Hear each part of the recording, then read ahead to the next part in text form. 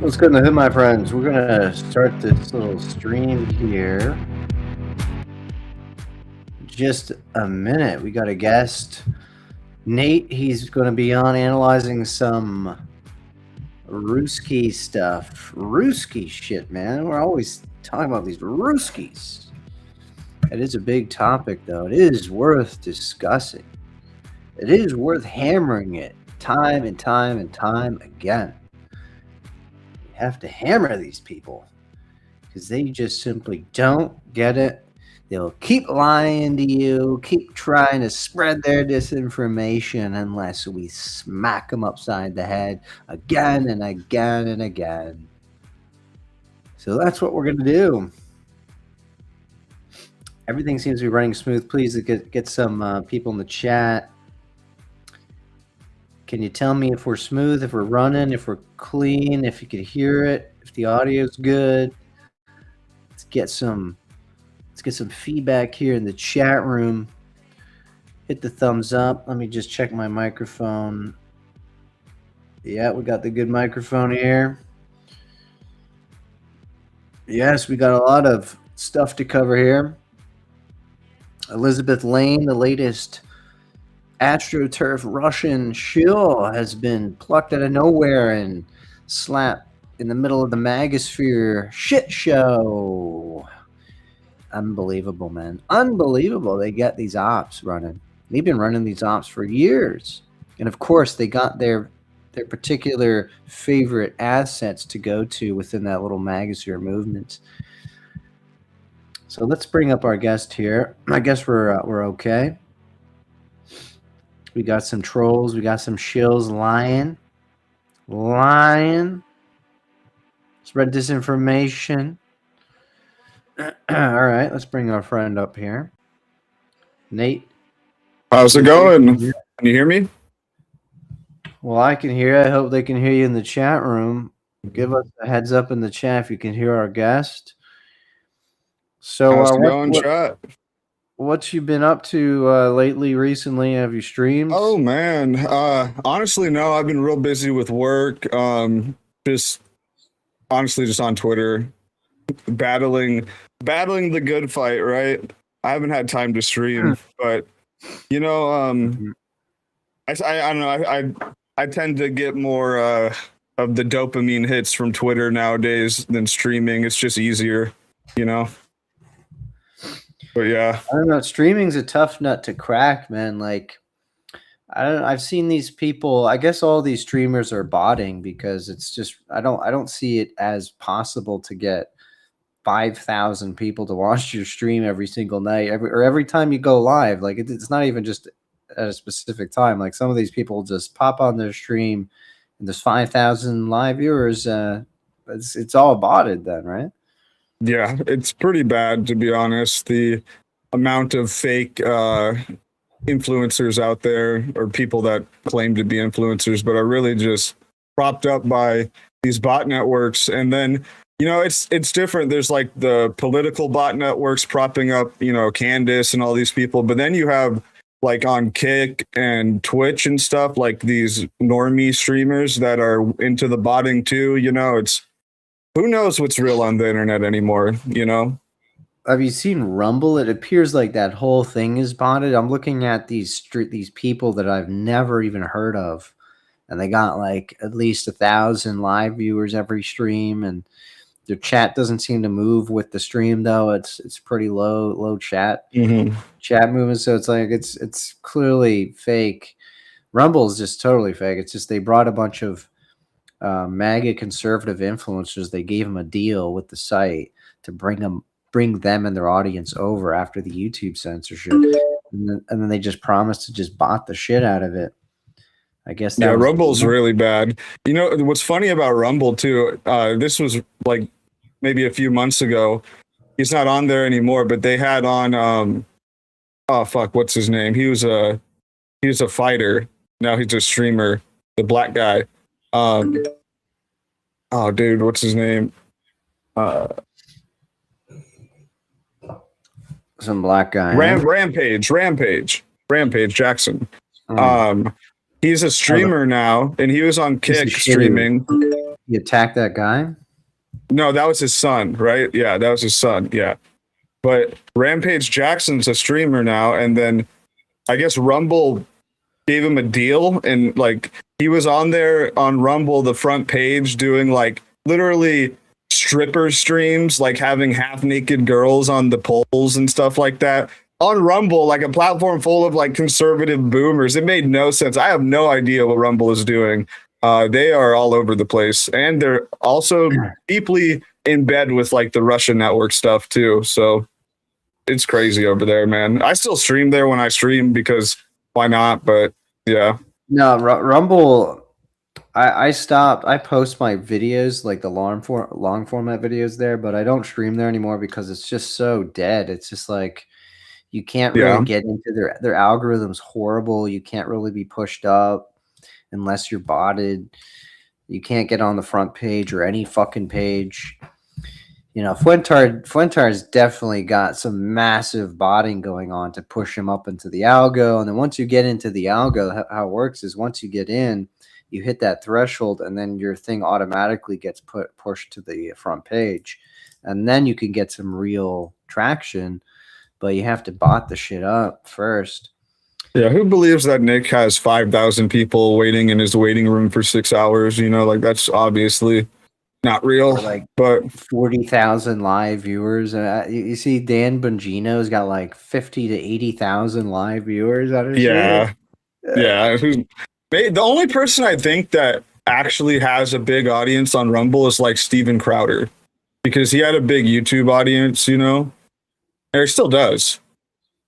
I guess Tim Pool too, maybe. Tim Pool kind of has a big YouTube audience, but a lot of people that are just like the Rumble exclusive streamers that you see on that front page are just like totally botted, totally astroturf, totally just being propped up by who knows what, right? Yeah, it really is pathetic how that works.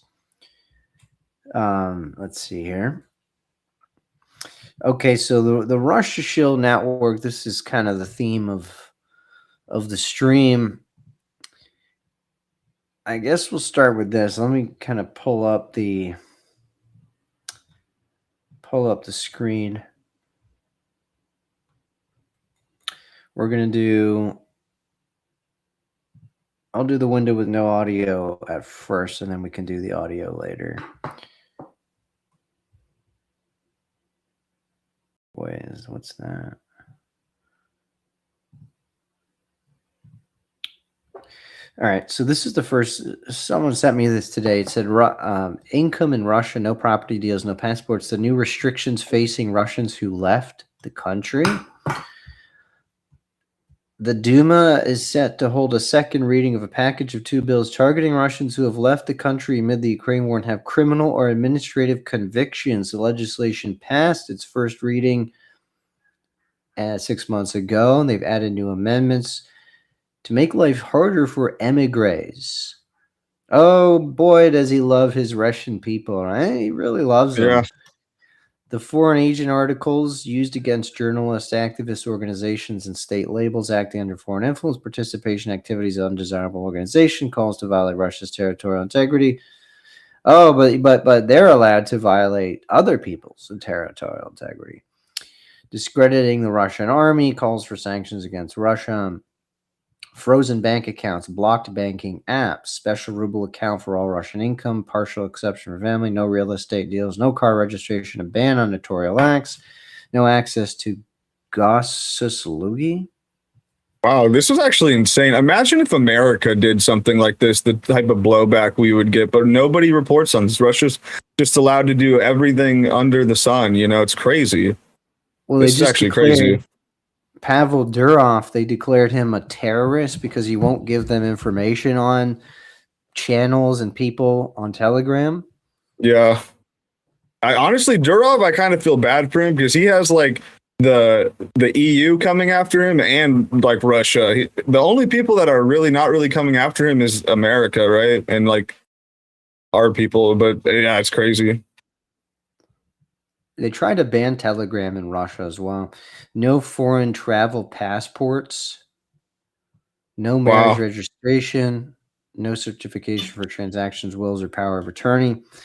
So they're basically unpersoning people who left, who don't, because they don't want to be cannon fodder. They don't want to be conscripted into Putin's meat sack army to go kill Ukrainians. So that good on those Russians who left, and they went to Georgia, they went to other countries, Yep. they refused to fight Putin's war.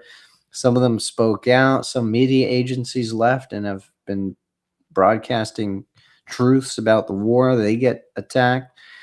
So this totally torpedoes the lie that Putin loves the Russian people and he's invading Ukraine to save Russian speakers because he loves them. Right now, he hates them. He only loves them if he can use them for his own game.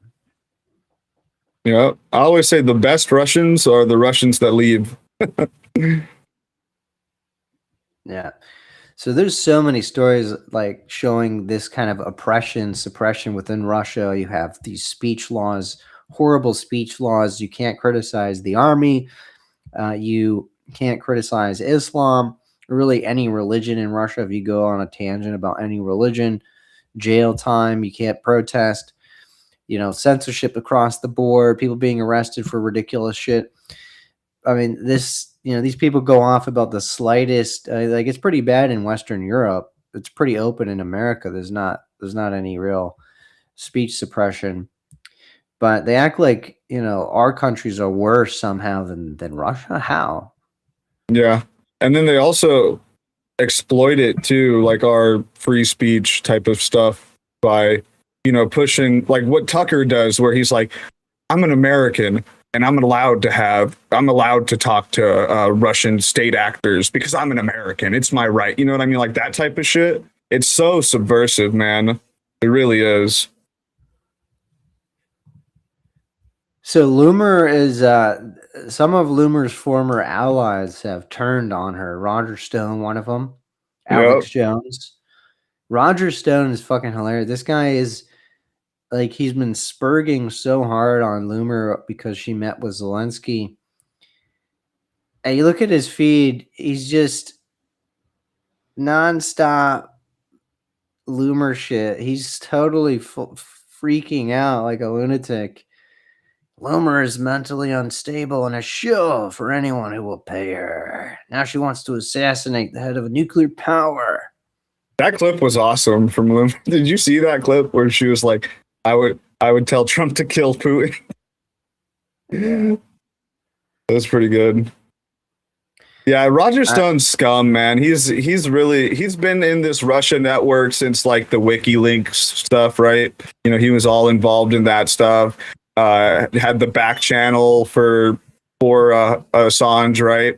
And all that stuff. So like Roger Stone is basically he should be like saying he was like I believe investigated, right, for the Russia stuff, but that was when it was like the Democrats doing it, right? But I don't know. We'll have to see. He really is like a pinnacle like Russia shill though in the magosphere, Yeah, like he was prosecuted for the whole Russiagate stuff. So yeah, he goes back to the first administration where the Democrats were pushing heavily the Russia ties, the Russia connection. Now, some of it was embellished, but some of it was real. Some of it True.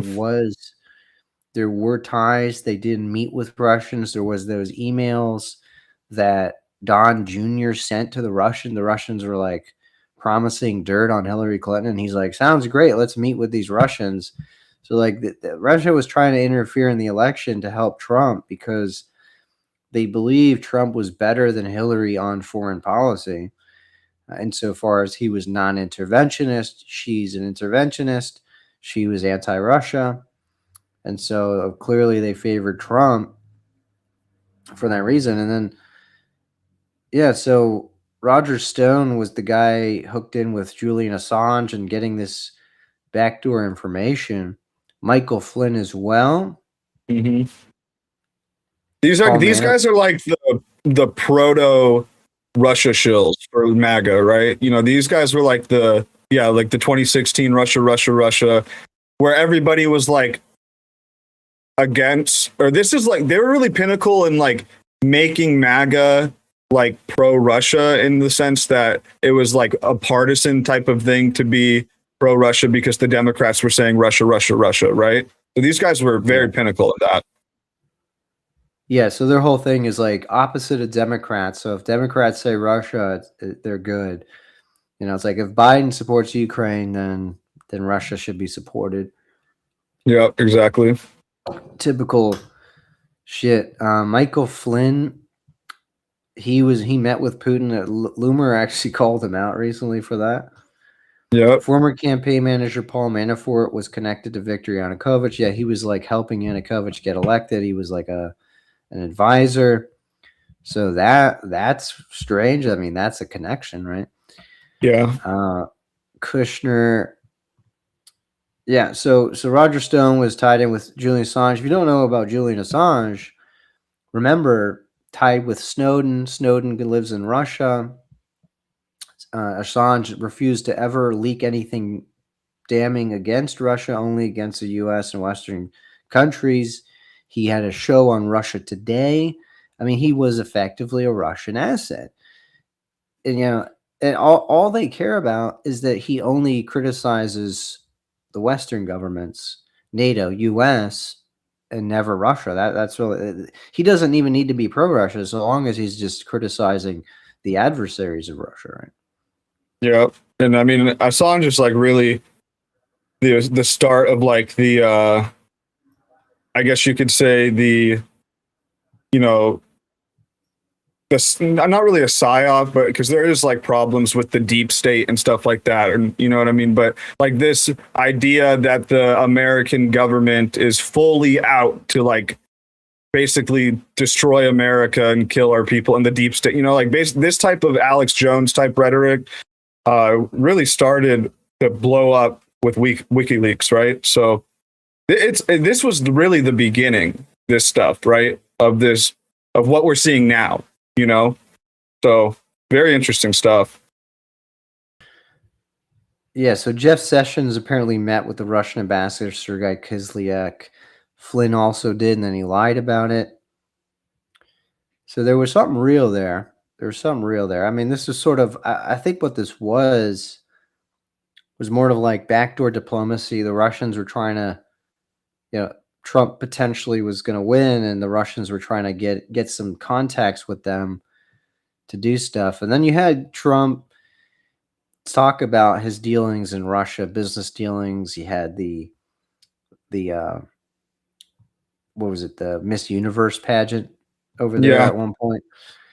And this was like 2-3 years after Maidan, right? So like Russia was basically scrambling to try to, I mean, you know, get control of the situation, right? You know, so yeah, they were desperate to get somebody in who wasn't going to support Ukraine. Right. Yeah, that's what this amounts to. This is an influence op. But they've, to Trump's credit, they actually failed to compromise him, because he hasn't truly bent the knee. It looked like he was at the beginning, right? With the whole Zelensky debacle, dragging him in to humiliate him. You know, this kind of business. I mean, that the Russians love that shit, right? They really thought he was on their side, but you notice they're so disappointed with him now, because Trump has more or less sided with Ukraine recently, and he's trying to, he's moved away from Russia because Russia's supporting Iran. Yeah. And I think another thing with that too is like,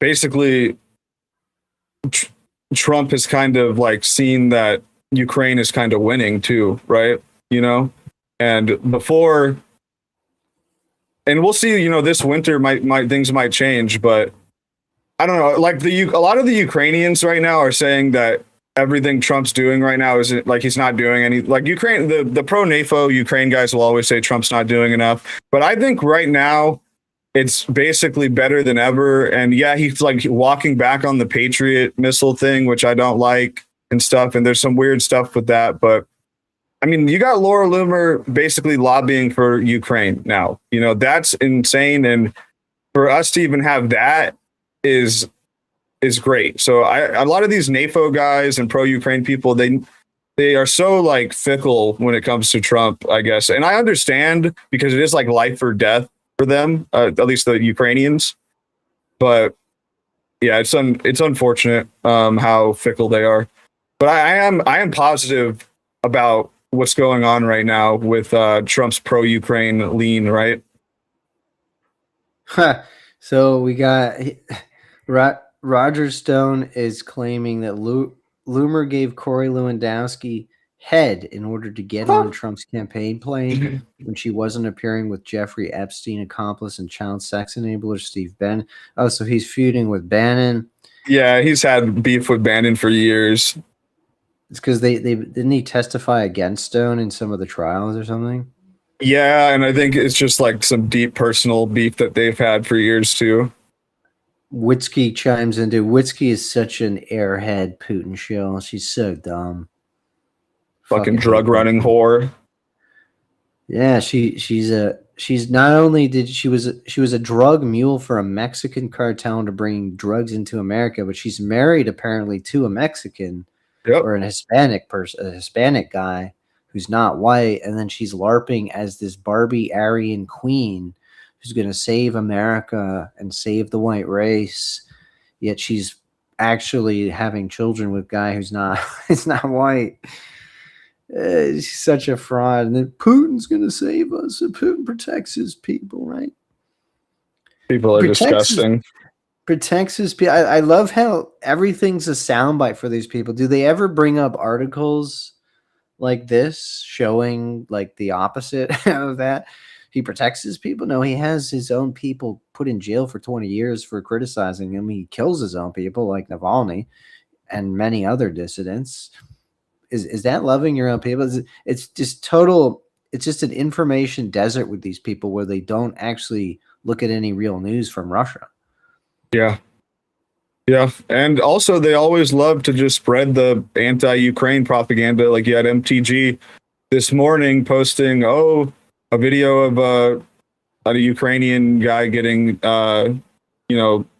kidnapped or whatever, like she said. But realistically, Russia does the same thing. You know what I mean? Russia it also is able to afford conscripts, though, too. So that's even kind of worse if you think about it. They're like sending foreigners to go invade, white Slavic lands. Like that's worse in my opinion. But for some, they may think that's better, I guess. But yeah, I mean, if you're going to critique Ukraine for this conscription issue, and there are some of these pretty nutty videos of them pulling people out of cars and stuff.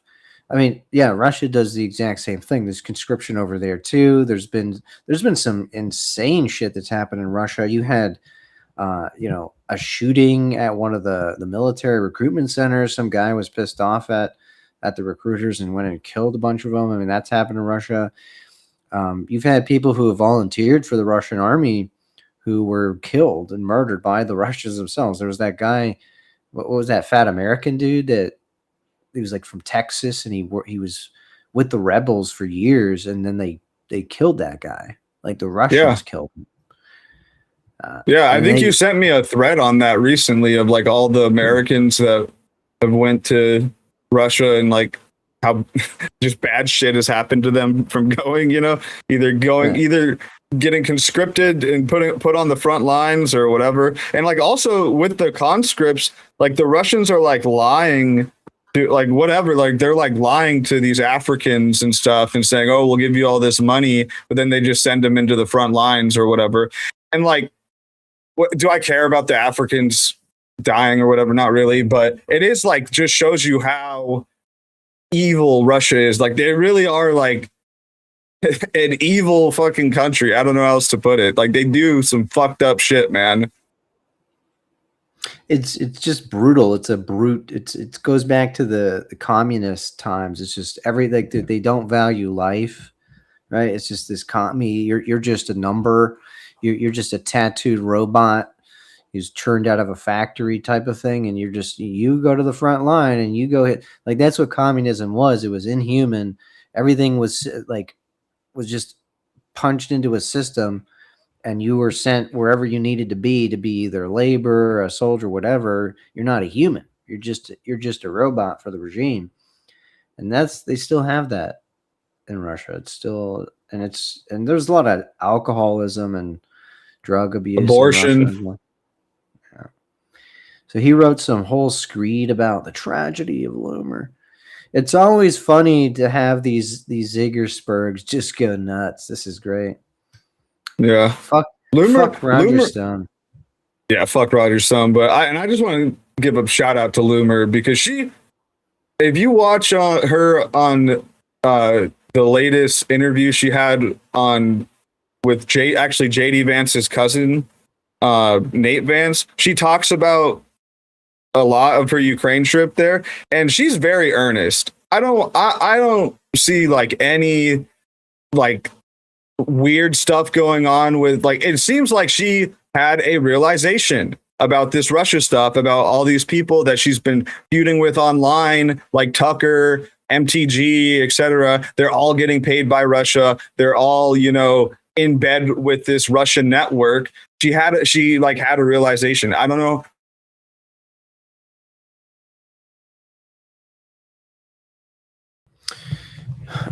He's popped out for some reason. Okay. Yeah, she said verbatim when she was leaving Ukraine on the train, like, she broke down crying because she was like so sad that she didn't know if she was like ever going to see like all these people that she met again and stuff, like, and that is pretty fucking sad. You know what I mean? So like, I want to give a lot of credit to Loomer. I want to, basically support her in this, and all the people that are attacking her are totally just either Russia shills, bought out, or have bad intentions. And also the people on the NAFO Ukraine side that have been attacking her, saying she's not earnest and stuff like that. I want to, challenge that too. Like, I think she is earnest, and I think she is, doing this in good intent, So that's my endorsement of Loomer. Well, I think it has to be somewhat earnest. She's putting herself out there, risking these relationships, these magatard relationships, to do this. She's burnt bridges with Stone and Jones over this, and she's stuck to her guns, right? She's not caved to the pressure. They're trying to put pressure on her to drop this and get back into the Ruski orbit, and she's not done it. I think the realization came with Tucker Carlson. I think it was that she saw him. She first noticed he started to become more pro-Islam, started to shill for Iran and this type of thing. And he started to get into this like Israel issue, Israel-Palestine focus, Israel-Palestine obsession. He got roped into that. And then that naturally leads to a pro-Muslim position. That's almost like the default, right? You get obsessed with Israel, and suddenly you're like this bleeding heart who loves Muslims because Pallies are mostly Muslims. Like, this is the natural trajectory of that position. Carlson's in it. MGK, Marjorie Taylor Greene, she's had that same trajectory, right? First she was anti-Islam. Now she's like super soft on Islam. Tucker saying Islam and radical fundamentalism is not an issue. Sharia law is not even bad. He's going to TPUSA and he's saying, who would attack Islam? You're fucked up if you do that. So like there's this pro-Islam bent to both of those people and numerous others, and it's due to it's just getting drawn into the whole Israel thing. And then she noticed that, and then that led to the other realization is that they're in this Russian network. That ties into it, the pro-Islam network, because the pro-Russia network and the pro-Islam network are aligned together as part of this whole BRICS third worldist LARP. And then Dugin ties into that, and now these people are starting to see it. And it's like, Boring the other day had people on talking about Dugin. Ben Shapiro is now calling out Dugin and his influence. So they're all there is a faction that's starting to see this kind of thing when they were willfully ignorant before, because it was going to fuck with their influence in the Trump movement. Yeah, and I think Loomer's opening that vector, right, for like a Russia skeptical post MAGA type of thing, right? So I'm all for it. Hail Laura Loomer. I'm all for it. And She went after Flynn here. She says foreign records show you're literally a registered foreign agent being paid over 100,000 per month by foreign governments, lobbying even though you have no access to the White House, and you're a self-proclaimed chief of staff as an agent of the communist Cuban regime, according to Farah. Yep. Wow. We get it. We know you have a soft spot for Putin, yet you have nothing bad to say about him providing Iran with weapons and satellite imagery to murder U.S. soldiers in Iran. I assume your six-figure monthly FARA payments would dry up if you said anything critical of Putin, right, Mr. Flynn? There he is next to Putin. Yeah, look at him. He's an OG. He's an OG Russian network guy. This Flynn piece of shit. Yeah, he shouldn't have been pardoned, unfortunately. But it is what it is. And he's dumb as a bag of potatoes, man. He is so stupid. This guy, like, he acts like he's this fucking genius, and he knows about geopolitics, and he knows about military and security. You hear him talk, man. He sounds like a complete moron. Yeah, he's like Scott Ritter type of analysis almost, right? For the most part, just a bunch of hot air, a bunch of fake expertise, that fake predictions. Like, Scott Ritter's the biggest fraud ever. Like, they just have him on because he sounds like he knows what he's talking about, because he talks about like weapon systems and this and that, but it's all a bunch of hot air. Yeah. Same with all these guys, Mersheimer. I don't know if you've seen that clip that's been going viral of Mersheimer. It's on that one guy, Milk Bar TVs, but it's basically like 5 years of him saying that Ukraine's gonna fall. For the last 5 years, like, that shit was insane. Yeah, that's literally what it is right there. What it is. The Dugan files.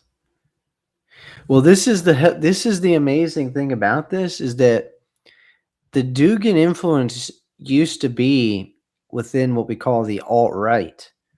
This was the Spencer Network, TRS, Heimbach. Heimbach was just an outright Dugan agent. Like, he even used the Eurasianist arrows as his symbol for his traditional worker party. He was meeting with these like overt Russian assets.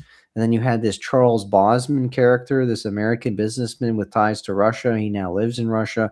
He was hosting those TRS people, their political party, LARP, in his barn, in his property. And it's like that was the initial influence within the alt-right. But then they somehow managed to weave into the alt-light, these Posobiec type people around Trump, Bannon types, now MTG, now Candace. And they got in there. They have, we'll go through some of the evidence. They have direct Russian connections. Yeah, it was like a virus, man, literally. So Candace blocked blocked Loomer. So here's a clip. Let me play this. Let me switch it out here. Alex Jones has turned on Loomer. He used to not give a fuck that she was pro-Israel, but now apparently he does.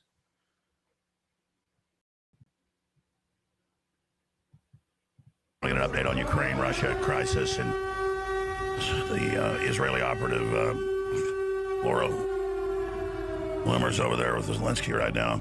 You can't make this up. An update on Ukraine-Russia crisis. Laura Loomer, Israeli agent. Well, you didn't care about that before, Alex. Yeah, you had her on your show like 25 times or something, right? Yeah, I didn't care before, right? It's just, these people are the worst, man. They really are. It's like, have some type of scruples, Alex. It's insane. Okay, so this is this is the clip from Jeremy Boring.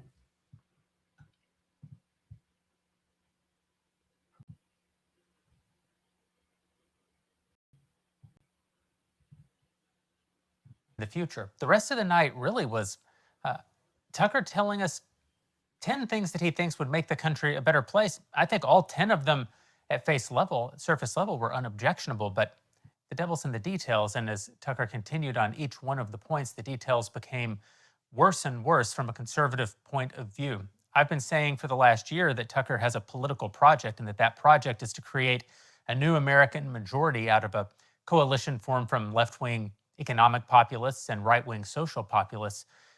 I think tonight's speech by that's funny. Tucker's really doing the NatSock thing, right? Yeah. It's like we're left wing, we're economic leftists who want to, have big government, rein in the evil bankers type of thing, right?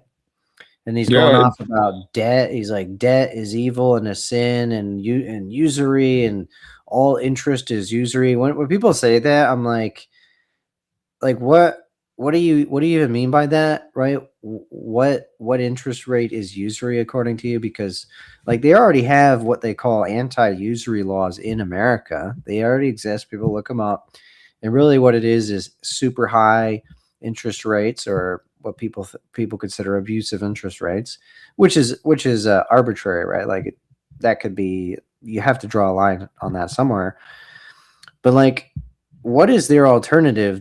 Do they want to abolish the entire private banking system? Because nobody's going to give you a loan if there's no interest on it. Like a stranger, let's say a stranger decided to start up some loan business. He's not going to loan to anybody if he gets nothing back for it. That's called charity, right? So it's what do they want to do? By abolishing interest on loans, you're abolishing all private lending. It would go out the window tomorrow. Yeah, it would be literally retarded. And it's insane for Tucker too, who's a literal Nepo baby, to be promoting this left-wing economic agenda stuff. And it's crazy. He'll go on his show and talk about the problems with usury and this stuff, and then have an ad of a home private equity loan thing. You know what I mean? It's this is ridiculous. It's mortgage loan insane. He had a mortgage loan ad in the same video. Yeah. It's he's who's buying this? He's basically saying usury is bad except this one company that pays me. Yeah, literally. Dude. Fucking he's man. So fraudulent. No, he's exactly like that other fraud. I forget his name, but he floats in the fascist circles, and he's always doing that. He's always saying capitalism's so evil. We need socialism. And then the guy's a professional stock trader and gambler who calls himself a millionaire speculator. It's none of these people are living up to what they're saying online. It's all fake. Yeah. And this goes to the left too, with Hassan Piker, right? Yeah. Same shit. They don't present an alternative either. What is Tucker advocating there when he's saying we need to abolish interest on loans? That would abolish every single private bank. That would abolish every single lending institution anywhere, because nobody will lend you something if they get nothing in return. It's not a business, that's a charity. You can ask for that from your family, but go to a random fucking financial institution, they're not just going to give you money for nothing. It's ridiculous. Yeah. And then the alternative is the government loans everybody money. Okay, well, firstly, the government can lend money at interest too, and it does. Secondly, if you did that, the loans would just dry up. There'd be so few loans because they wouldn't have the money for it to just give everybody a loan tomorrow. They'd be printing money like crazy. There'd be so many defaults on those loans. And how do you know who to give it to? How do you know who's trustworthy? How do you know what to give? What if a guy wants a loan for a fucking Ferrari? Do you just give it to anybody? It doesn't make sense, right? The government cannot handle all of that. Yeah. And it's really just insane, because it's this fusion of the Occupy Wall Street type stuff from a decade ago or whatever, and then now this new Duganist hybrid eschatology type of thing, right? It's just so weird. It's crazy how it's became so popular, and you have the biggest podcasters in the world. Like if you look up all the biggest podcasters in the world, especially on the right, every single one of them is spitting all of these Duganist, left-wing economic, we need a third party type of talking points. And all of these directives are top down from Moscow, every single one. And it's crazy, man. It really is. Yeah, it's third worldist foreign policy, right? Like total isolationism, total simping for every regime that's brown and Islamic, Russia, China, and then they mix that with left-wing economics and a bunch of other crazy shit. Someone said in the chat, Tucker's dad ran Voice of America for the CIA. Tucker fought with the Contras in Nicaragua in 1986. I don't like this narrative from Fuentard and company who try to claim that Tucker is CIA. Tucker is FSB. Yeah. If he's CIA, that's kind of... It's kind of weird how Nick does that too. Why is Nick... I mean, yeah, I kind of understand why Nick is doing that, but at this point, it's much more like, yeah, Tucker's a Russian agent, not like Tucker's a CIA agent. The CIA is against Russia. Like, what do you mean? Like, it doesn't even make sense. You know what I mean? The CIA is supporting the Ukrainians fight Russia. Why would he be a CIA? Like, Tucker's whole media empire has been turned into the mouthpiece for the Russian government. Why would that be something the CIA would want? That's not what the CIA would want.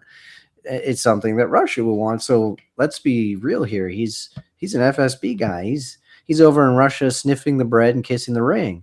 He's not in Langley doing that. In fact, everything he says is anti-American. Like he hates America. America's the enemy, according to Tucker, right? So. Now, what I am willing to give some ground on is that Tucker may have had some spook connections when he was like in Fox News and stuff like that, and then he got like recruited. Like maybe he was like CIA adjacent or whatever. He had family that's CIA. He's clicked in with that network, right? But then he got recruited by the FSB type of Vatnik networks, and he was never really like CIA, right? His dad was a part of the CIA or some type of outfit or whatever, right? But he was never really a part of the CIA. Well, we're going to see that there are former CIA agents like John Curacao who have just switched sides. They're just on the Russian side now because they fell out with the CIA, right? There's a vast conspiracy behind it to break the souls of mankind and keep us in states of despair and gloom. It strikes me that it's far more likely that it's a product of a culture that's overly focused on efficiency, a culture that's been growing until very, very recently and needed to have architecture that could be thrown up much more quickly because of the incredible abundance that was being created by our system. And in some ways, architecturally in particular, it's because America uniquely stopped thinking about what buildings look like on the outside and prioritized instead what they felt like to work in on the inside. When you visit the beautiful Victorian architecture in Europe, picture indeed for where we are as a people. And while he does purport to be offering a kind of path forward, it's unclear how that path forward actually comes into existence. And it's unclear to me that that path forward results in a freer, more prosperous, and more virtuous people. It seems to me that it only results in a centralized authority where a very select group of people, friends of Tucker Carlson's, the kind of people who go over to his house and take photographs together, might be in charge of deciding what exactly is in the interests of every one of us, whether we agree with him or not. Is Tucker running for president? I've never known the answer to that in any country in the world, and most of the free countries of Europe are far less free than we. And our two-party system isn't accidental. It actually has let me find the part where he talks about Dugan. Where was it? The interesting part is Tucker's reaction. He said, it might be easier on YouTube to find it. He doesn't care if one of his guests is actually an asset for a hostile foreign government. Then he gave her nearly 2 hours of unopposed airtime. Her name, at least on his show, is Elizabeth Lane. She's from the country of Georgia, and she's an open admirer of Vladimir Putin. In 2022, she called America the cancer of the world. The Insider reports that her real name is Isa Bendia Nishvili. You said worse than that. That is probably not how you pronounce that, but it's the closest that you're ever going to get from me. They also say that her romantic partner was an officer in Russia's FSB. From 1998 to 2004, he kept a registered address, according to the insider, at a Moscow apartment block that also housed 2 FSB assassins tied to the 2024 murder of a Russian opposition leader. There's nothing wrong, of course, with interviewing people with whom you disagree. There's nothing wrong with interviewing Elizabeth Lane, that's her. very, very bad people. In fact, interrogating bad people is an important act of journalism. But giving them 2 hours of unopposed airtime, which is what Tucker did, is an act of propaganda. Which brings us to Alexander Dugin. Dugin has been under American sanctions since 2015 for the role that he played in recruiting fighters for one of Russia's wars. And on the last day of 2024, the Treasury Department sanctioned an organization that Dugin founded for running Russia-funded AI disinformation aimed directly at American voters, an actual Russian op aimed at targeting American voters. In April of 2024, in Moscow, Dugin sat down with Tucker Carlson and did his show, where he told Tucker's audience that wokeness, transgenderism, the assault on the family, and the entire transhumanist project are all consequences of American individualism, and of course, the Protestant Reformation. Tucker's response, quote, "What you're describing is clearly happening, and it's horrifying." Dugin is American individual. What? Why would you draw that conclusion? Like LGBT transgenderism. What does that have to do with individualism? Those are collectives of people who created like groups. They formed groups and lobbies and formed an identity group based off of a sexual identity. That's not individualism. An individualist would be like, I don't care what my sexual preference is. That has no bearing on really who I am. Like, I'm just, I'm not part of some collective, right? But the LGBT movement, the trans movement, is a collective. It's a group of people who have formed a united front based off of an identity. That is not individualism. That is collectivism. I'm sorry to tell you, big guy. So Dugin's just lying, right? Yeah. Another thing too, because I did see some clips and watch a little bit of this, and Jeremy Boring, he does have some decent analysis on this, but he does go into this point of like, it's an attack on Christianity, like Duginism and stuff like that, when really it's like the opposite. Dugin leans into Christianity and uses these end time eschatologies like the Islam, Mahdi and stuff like that, and all this stuff for his propaganda. So it's actually the opposite when he goes into this type of. I don't know when he goes into it, but yeah. Well, Dugin's thing, he does hate Western Christianity, like Protestantism, Catholicism. He's only pro Russian Orthodox. So we have to understand that these Russian Christian Shill types, they're not pro-Christian. They're only pro the Russian church because it is a political tool of Putin and is used as a soft power abroad. And so Dugin does have a background, though, in Satanism, occultism. There's tons of Satanism and occultism and witchcraft that happens in Russia to this very day, by the way. It even picked up during the Ukraine war. Yeah. I guess it's just like his stuff is compatible with like the Christian conspiracy stuff, like with Candace, and Candace is Catholic, right? And she says the same shit that Dugin says about the ball satanic West and all this, you know what I mean? So it's like, that's what I'm mainly talking about. It's the Duginism's compatible with Christianity is what I'm trying to say. At least for these influencers that are pushing it. Yeah, I mean, he's LARPing as a Christian. I think that's largely a grift. I don't think he believes in it.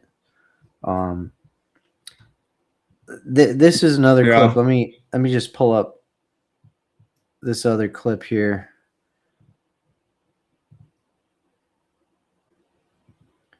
It says Russians turn to witches amid Ukraine war.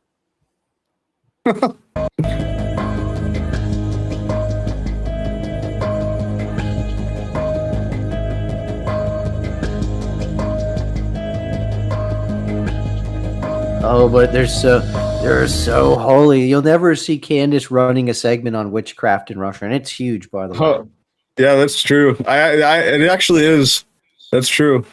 They always try to say Russia's the most Christian nation in the world, but actually, and I kind of am supporting of this. Like paganism is actually growing in Russia, like the Rodinivery stuff. I can't even really say it, but that type of Slavic native faith stuff is growing in Russia and other parts of Eastern Europe, and I'm for that. I'm for that, but yeah, you won't hear these Christian influencers call this stuff out, right?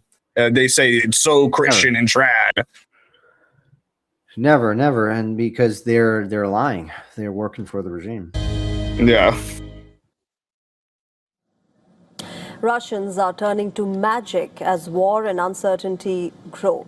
Amid a prolonged war in Ukraine and the rising economic strain at home, a growing number of Russians are now seeking answers from the supernatural. In Moscow, self-proclaimed witch Natalia Malinovskaya says that her client base is changing more and more. There are men who are connected to the front lines of the war in Ukraine. Soldiers and their families are now turning to her for help, seeking protection, reassurance, and even answers about their personal lives. People who are fighting in the special military operation in Ukraine right now, yes, they contact us, and there are many of them. Many soldiers travel via Moscow. Still up with the Jesus iconography, though. That's weird. I always say, when you return from the front line, and if this is... Well, it's all vodka politics in Russia, so like they just blend together a bunch of different shit. It's the same in their political sphere. It's like we like the Tsar and the Bolsheviks, even though the Bolsheviks killed the Tsar and his family and replaced his entire system. It's just, this is how they do things in Russia. They don't even have an ideology. It's just straight up mishmash bullshit. Yeah. Yeah, put it all together. That's what, yeah, like that's why like 60 to 70% of Russians still hold favorable opinions of Stalin and stuff like that. You know what I mean? Like there's like, yeah, it is like vodka politics. Just put everything together and make it work, right? It's crazy.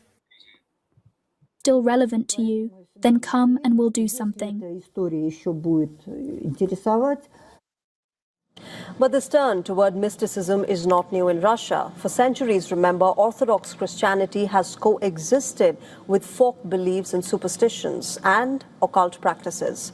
In times of turmoil, that blend has often resurfaced. What interests me here are various types of incense that are intended for a specific purpose. For example, for cleansing a space or for good luck.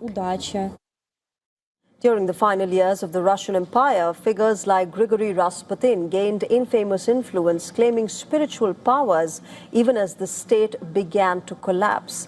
In fact, a similar surge in belief followed the fall of the Soviet Union as well, when economic chaos and social uncertainty drove many towards an alternative source of comfort and control. History appears to be repeating itself once again. The war in Ukraine, which now continues to drag on for years, has taken a heavy toll. It has strained Russia's economy, pushed up the cost of living, and left many families facing prolonged uncertainty.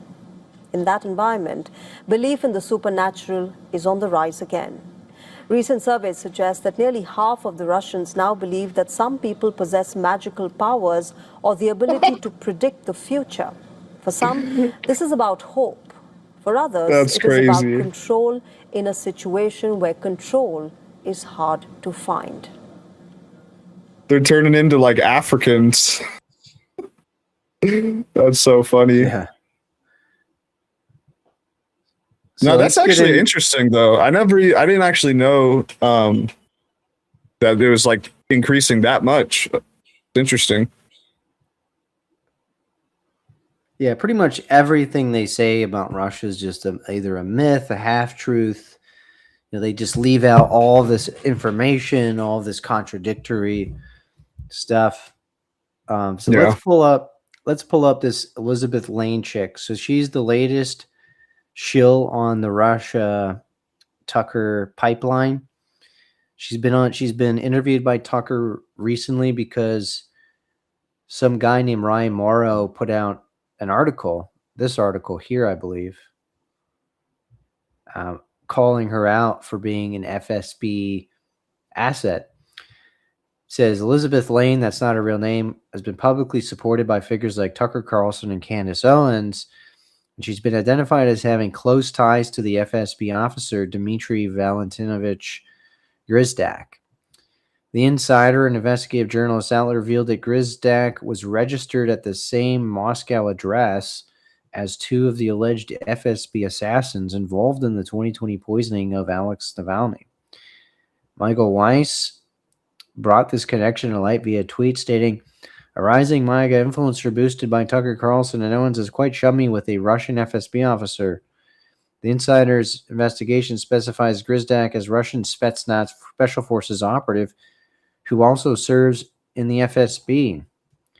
Lane reportedly conducted an interview with Grizdak, which was subsequently removed after these connections gained attention.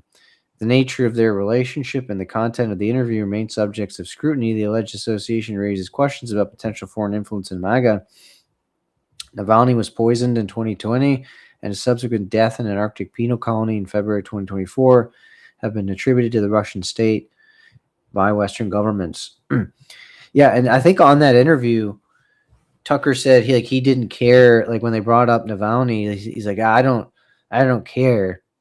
Yeah. She brought it up because it was mentioned in the article about her, and he's like, you're like, they're accusing me of being tied to these FSB people who killed Navalny. He's like, oh, that's wild, but it's not something I'm interested in.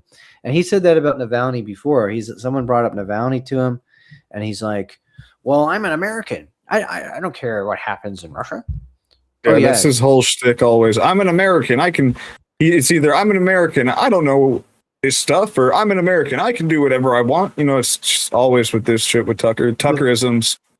It's so fake because why did you go to Russia and interview a bunch of Russians about a war that they're pursuing that you're trying to justify? You talk about Ukraine all the time. You're an American. You care a hell of a lot about like anything bad that happens in Ukraine, right? The fucking conscription videos, all of this stuff. So he's very happy to talk about anything negative happening in Ukraine, but just not Russia because he's a fraud. So this is the article. So Grizdak is this guy. I'll just briefly go down here. He was a Spetsnaz officer attached to Chechen warlord Ramzan Kadyrov's Akhmed Battalion and later to the Wagner Group, a private military company founded by Prigozhin between 2014 and 2016. He made 4 trips to the U.S., prompting questions of how a Russian intelligence officer was allowed into the country amidst Moscow's first invasion of Ukraine. Since 2022, Grizdak has regularly posted gun-related content to the Grid Shoot and Fun Telegram channel where he's appeared in selfies with fellow gun enthusiasts. An Italian blog post from 2017 described the arrival of Russian mercenaries in Syria with features of picture of Grizdak himself, along with speculation that the mercenaries are believed to belong to the Wagner Group. With the Bass Pro hat, what the fuck? That's weird. Yeah, so he's tied in with FSB, Wagner, Kadyrov, and then it goes into this bitch. So this chick is a total grifter and says her personal website offers journalism master classes online at a price of $150 an hour, life coaching sessions for $109. She's basically an OnlyFans whore. Yeah. Section provide no concrete information, describing her simply as one of America's most uncompromising voices in investigative journalism, fearlessly diving into the world of international politics. And her original YouTube channel apparently had like some crazy slop on there. It was like Princess Diana conspiracy theories. She was getting into Pizzagate conspiracy theories. She was getting into time travel, just like total fucking internet slop. Her name is Iza Bendianshvili. In 1991, in the Georgian Soviet Socialist Republic, she traveled to Russia, posting a cartwheeling photograph taken on the Red Square. Yeah, this is the thing about Georgia, is that in all these post-Soviet countries, there's there's basically two factions. There's like the anti-Russian people who hate Russia or are suspicious of Russia, view it as an oppressor. And then you have like these collaborators, these kind of Soviet boomer types or descendants of Soviet boomers who were like high up in the former Soviet regime of these countries, like Georgia, who had privileges under the Soviet system. And these types of people are like pro-Russian because they had the whole indoctrination, USSR shit. And then you just have these straight up paid off assets of Russia in all of these countries, right? You have it in Romania. That guy who ran for president of Romania is one of these like Russo dorks. Probably the only place you don't have it is Poland, for the most part. I mean, even there you got some. Her YouTube debut on September 9th, 2025 involved poorly staged 15-minute investigative documentary, The Death of Hitler, Truth of Cover-Up. Oh, God. Oh, she was just all over the place, man. She was just trying to get any type of bite, any type of views, right? Off the Record with Elizabeth Lane, Tucker Carlson Unfiltered. That's her second post. So she only had one video before the Tucker interview, The Death of Hitler. And then she lands a Tucker interview. That's so suspicious. And she was on Candace. And that's the network, right? She gets Tucker somehow because she's in the Russo network. That boosts her up. And then once she gets that interview, he introduces her to Candace. And now she's on that. In an next comment, Lane claimed the backstory was completely innocuous. Kurikow, a former CIA officer who went to prison for exposing the identity of an undercover American spy and then went to work for the Russian state media Sputnik, put them in touch. Zionists are crashing. She's like one of these full-on like anti-Zionists as well, which is pretty suspicious. Like, Zionists are crashing out. This is where everyone thinks you people are absolutely stupid. A friend of mine, John Kurikow, introduced me to Tucker. He's a great man. He went to prison. Yeah, he went to prison for fucking like treason, basically. Yeah, literally a traitor to our country, but okay. Connected us. I asked Tucker for advice as someone far more experienced in professional journalism. After some time, I had the audacity to ask him for an interview, and he agreed. That's who Tucker is. That's so crazy. Kurikow set him up. This is like, how can anybody not say this is a Russian influence network, And and they're going to just be bold and just say, yeah, we are Russia shills, and we're proud of it. Like they don't even care at this point, it seems. That's crazy. Her joint release with Kurikow on February 18th, 2026, Skinwalker Ranch, UFOs, USOs, and Secret Projects, brought in 184,000 clicks. Yeah, so she's pushing UFOs too. Not surprising. Hard-hitting stuff right there, man. And her only viral output on the Candace Owens on Charlie Kirk, The Daily Wire, TPS. Oh, yes, of course. She gets into that slop. She's pushing the Charlie Kirk conspiracy shit too, right? Yep. I mean, this chick is so sketch. It's crazy. It says in a separate video posted to Rumble, she described Ukraine using language that almost perfectly mirrors Western discourse on Russia. I also speak to some Ukrainians that I know, very, very good friends of mine. People need to know this. We speak through private chats. Like, they're so scared if they're pro-Russian or they just want to end the war. They can't express their opinion because they're stuck in Kiev. Yeah, she's just a total fucking nut job, and there's so much shit on this chick. You can go on this guy's channel, Ryan Morrow, and he's just got endless clips of her talking about her Spetsnaz former boyfriend, talking about how she dated Navy SEALs. She was talking about her like ex-Navy SEAL boyfriend, and she was just like mocking him and saying he's like a piece of crap and he's not good in bed. And it seems like she's just a full-on spy. Like she was trying to get into the U.S. military networks. Yeah, she was sleeping around Yeah. influence. I'll tell you that. Yeah, I wonder what she sleeping- did if she did anything with Tucker. To be honest, Laura Loomer says that she gave Tucker a blowjob. So I don't know. I'm willing to entertain it.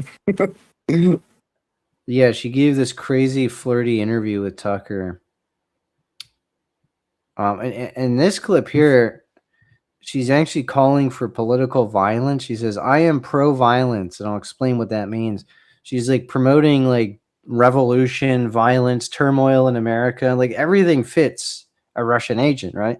And these dumb fucks like this guy, JP Sears, they just like interview her because she's like kind of attractive, and they're all trying to get a piece of ass, basically, right? Yeah, this guy's a slop merchant. Also in the Christian Shill stuff too. He started being a Christian Schiller when that started to go super. Because before this JP Sears guy, because I've actually followed him for a while, he wasn't into anything really like that. He was like just like a MAGA guy, and then he went on the Christian grift, and now he's in the Conspiraslop network. It's almost like it's like stepping stones, right?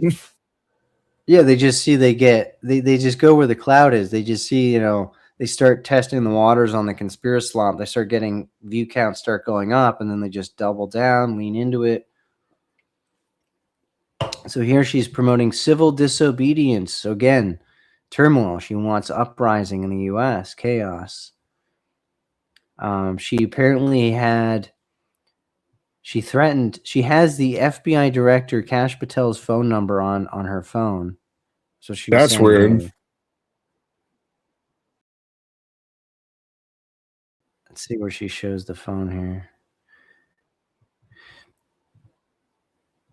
Yeah, and she said she threatened somebody. Lane says that she meant her ex-boyfriend, ex-FBI friend is a private detective who can use databases. Yeah.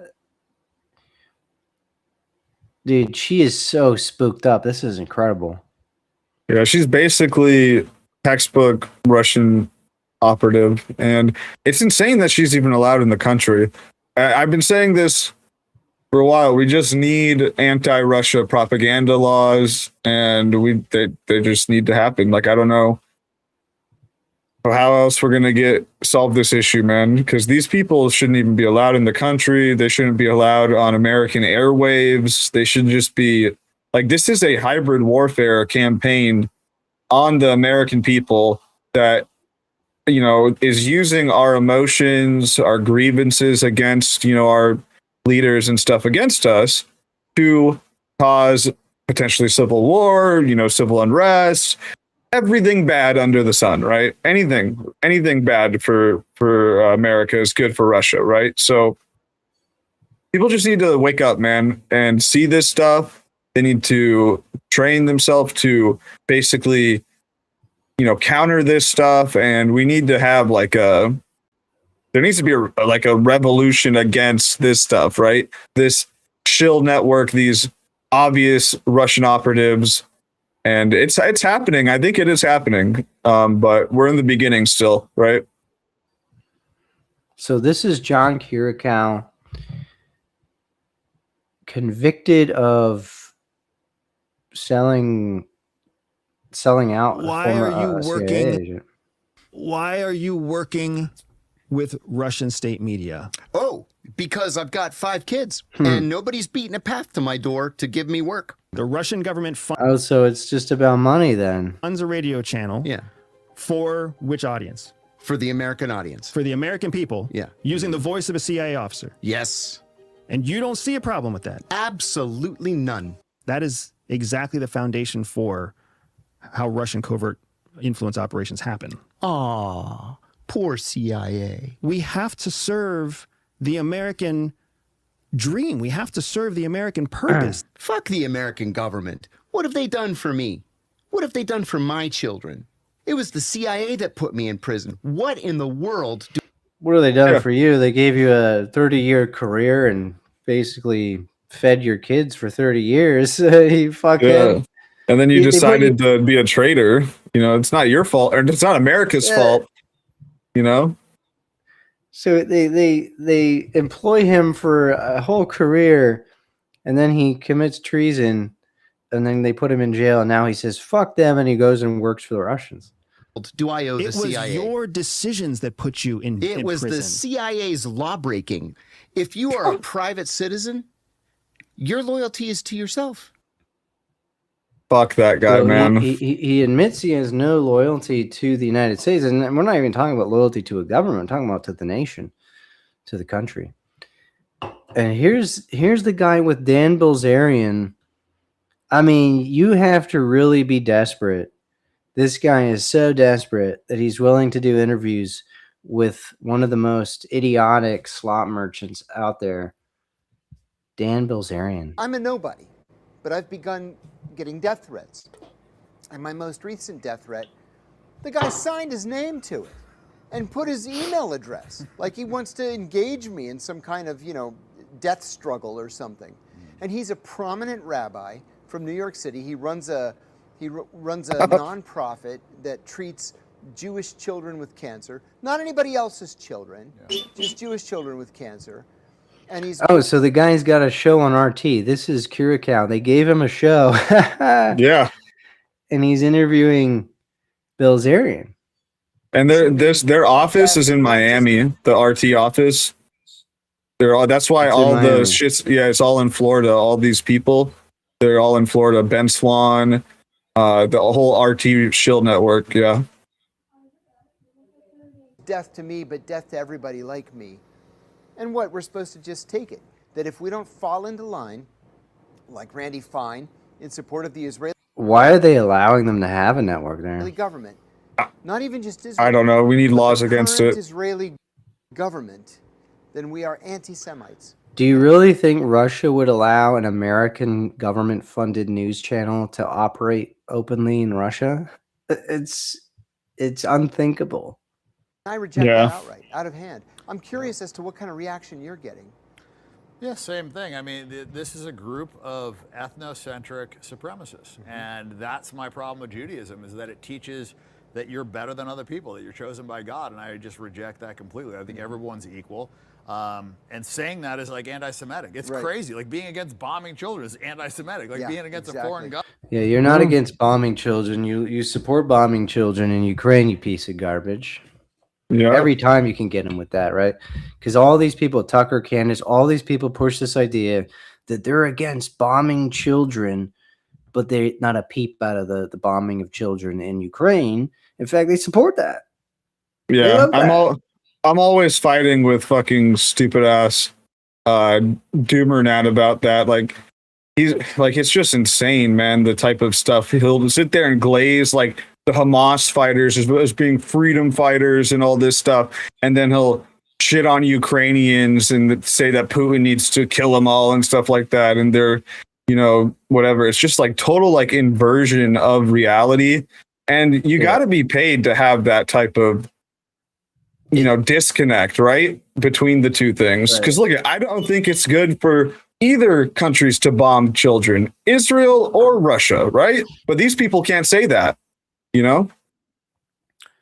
Well, that guy's just a full-on rage baiter, like open book Russo show. Like he's either paid by them directly or he's trying to get their money. He could just be one of these people who's just taking that position, hoping some fucking oligarch like Malafeev comes and drops him a big Bitcoin donation. And that's literally what it is. Yeah, that guy is just one of the slimiest pieces of garbage in the world. But this is the thing, like they're against bombing. They're not against bombing children. They're for it when it's in Ukraine. But even on the Israel thing, like they have like no leg to stand on whatsoever, right? Because these are people who oppose Israel bombing Gaza based off of October 7th, which was a real attack on Israel by Hamas. They killed probably 1,000 people. They also killed some kids in that attack, right? And you're never going to see them denounce that attack, though. They'll never denounce October 7th. They'll only denounce the response to it, but they'll never denounce Putin for bombing civilians either. And so do you see how completely fucking bullshit the whole argument is? It's just we only denounce bombings in one direction always, right? Yep.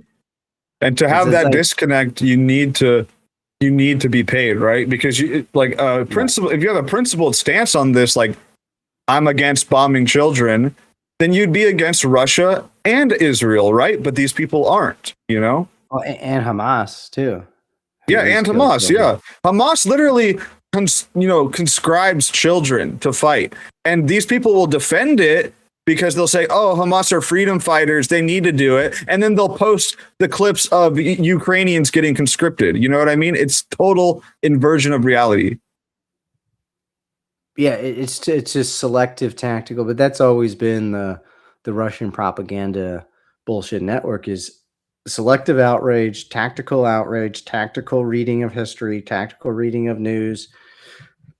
I mean, they're all in the Russian network. They're all this. Oh, they're not even hiding at this point. Like Jones has all these fucking Ruski shills on his show. He doesn't even care anymore. Government. It's like, They don't.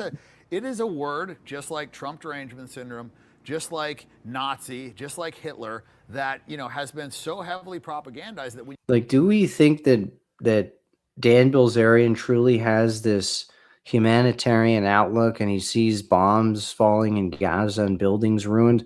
I mean, Mariupol, 90% of the buildings were either destroyed or damaged. I mean, some of these Ukrainian cities look like hellscapes from a video game. Donbass is gone. And this piece of shit, Dan Bilzerian, hasn't said a single word about that since the conflict started. And it's been going on for longer than this Gaza thing, but he's always outraged about this Gaza thing. It's so transparently fraudulent at what he's doing. Like he's just picked up, he's just picked up this Israel thing. He's become completely obsessed with that one issue. So like if he sees any other, like you could pick a bunch of conflicts to talk about, right? You could pick, Yemen, Saudi, there's been bombing.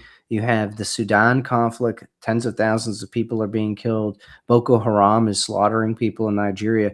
And like none of these people will call any of that out because it's a bunch of Muslims killing other Muslims or killing Christians.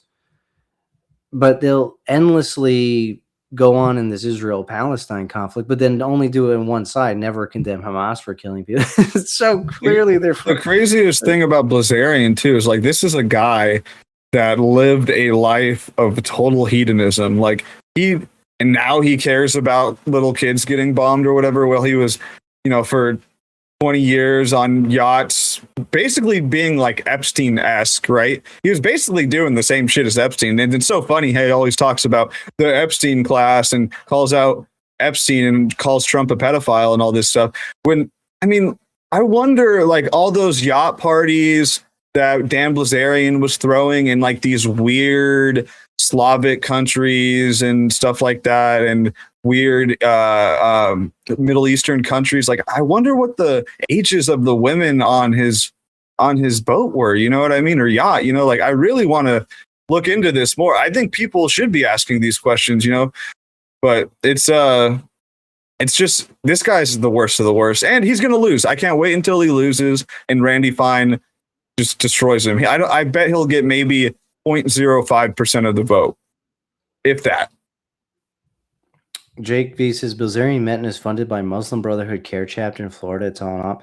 Yeah, did you see that? Like all these care linked Muslims are like the biggest funders of Bilzerian and James Fishback. Yep. Why? Like that is obviously just based on the fact that these guys are into this Israel criticism, right? So as soon as you get into Israel criticism, the Muslims come backing you. They're like flies on shit, man. These Muslims on this Israel thing. They're so obsessed with that. These Muslims dedicate their lives to this Israel-Palestine conflict fight.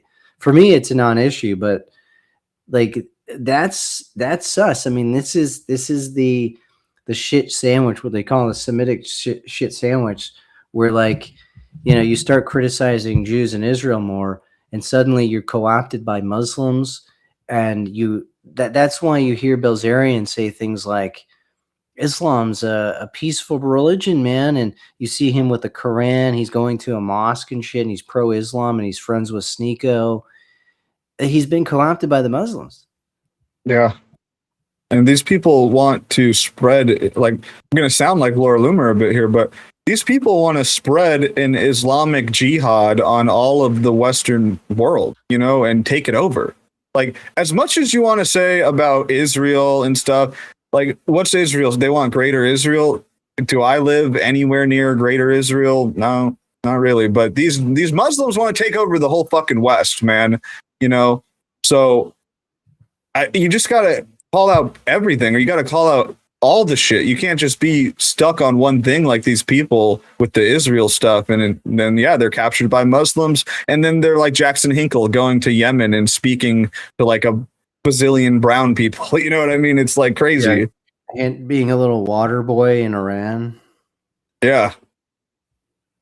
Yeah, that's the problem. And I've called that out.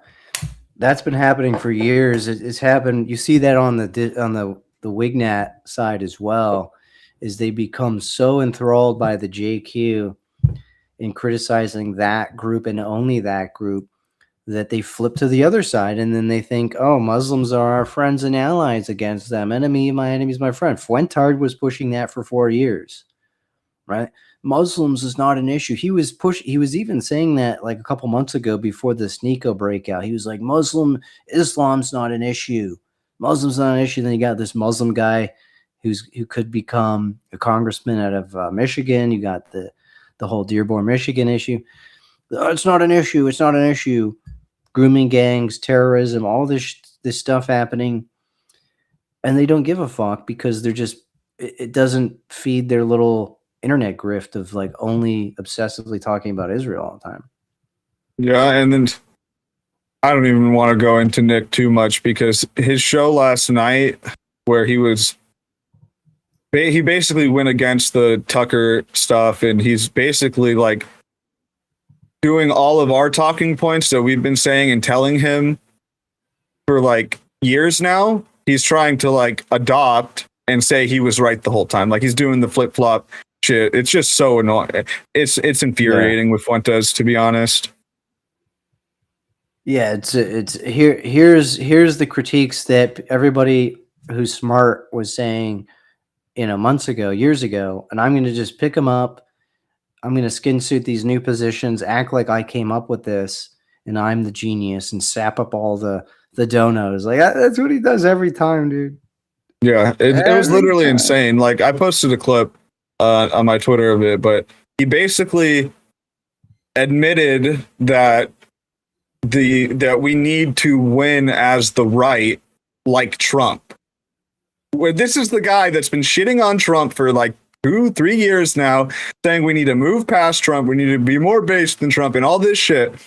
And now he is saying we cannot, team up with the left. We cannot do this Tucker populism stuff, and we need to be like Trump and win as the right. We need to talk about immigration. We need to talk about Muslim. Like, and it's insane that he is coming to these conclusions after everybody's been telling him this for years. Every alliance that he's had, with the Muslim alliance to the Kanye stuff to all this shit, we've been telling him this is bad. Don't do this.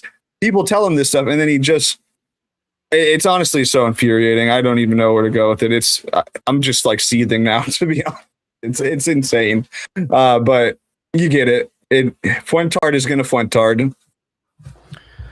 Yeah, just my view on my strategy with that is just to call him out for the flip-flopping, call him out as just fraudulent, and not give him credit, because that's what he wants you to give him credit, right? He wants you to, because he's just trying to steal the spotlight from smarter people. Yep, and I'm same on that. Call him out for his washed behavior and stealing from smarter people. Exactly. It says this is the story of how Russia courted Candace Owens stretches back to 2018 and serves as a vivid lesson about how some of these influence operations play out. The relationship begins with John Mappin, a London-based member of the Church of Scientology who is a key figure in the QAnon movement. He's also an alleged fraudster and was successfully sued in 2002. The judge concluded that Mappin was party to a scam designed to extract money from someone to invest in a non-existent Hollywood movie project. His Russian-speaking wife, Irina, says she was born of noble ancestry in the former Soviet Republic of Kazakhstan, but spent her childhood in Russia. She's extremely proud of her family's lineage in Russia, and says her grandfather was a senior Soviet official. Mappin's website describes the couple as political lobbyists who work at the highest levels of the former Soviet Union, China, US, and UK. Mappin is an admirer and associate of Alexander Dugin. He interviewed Dugin multiple times. He promoted an article by Dugin forecast the Second American Civil War, saying, Dugin is so far in advance of anything presented by our geopolitical leaders in the West. Total glazing. Amazing. When Russia invaded Ukraine, Mappin declared his solidarity with the Russian bear, describing Putin's campaign to eliminate Ukraine as a gift for the freedom of the world. Like, this isn't even, they're not even trying to like make it sophisticated propaganda now. This is just slob. Pathetic. It's just slob. Yeah, just pathetic slob. It's like an AI bot could have written this, right? Yeah, and It's that a Mappin gift for the guy, world. if you look at his tweets, like they are like AI slob. Like this guy is like so retarded and like shallow and like totally just retarded. And yeah, he's like promoted by these people. He's in these networks. He's Candace's like whisperer, you know, it's crazy, man. He's like the mover and shaker between this like Russian network, right? It's insane. And he's a total dimwit QAnon retard. Scientology, total dumbass. It says Mappin is claiming Charlie Kirk appears to him and his wife in spirit form and asserts that Kirk secretly practiced Scientology. Oh, God. And then Tucker's doing the whole demons came and attacked me in my bed. And you see what they're all just, they're trying to weaponize controversy, like mystery. Like it's just like pure slot. Like, oh, spiritualism, religion, conspiracy. Like they're just mixing these. It's the vodka politics method.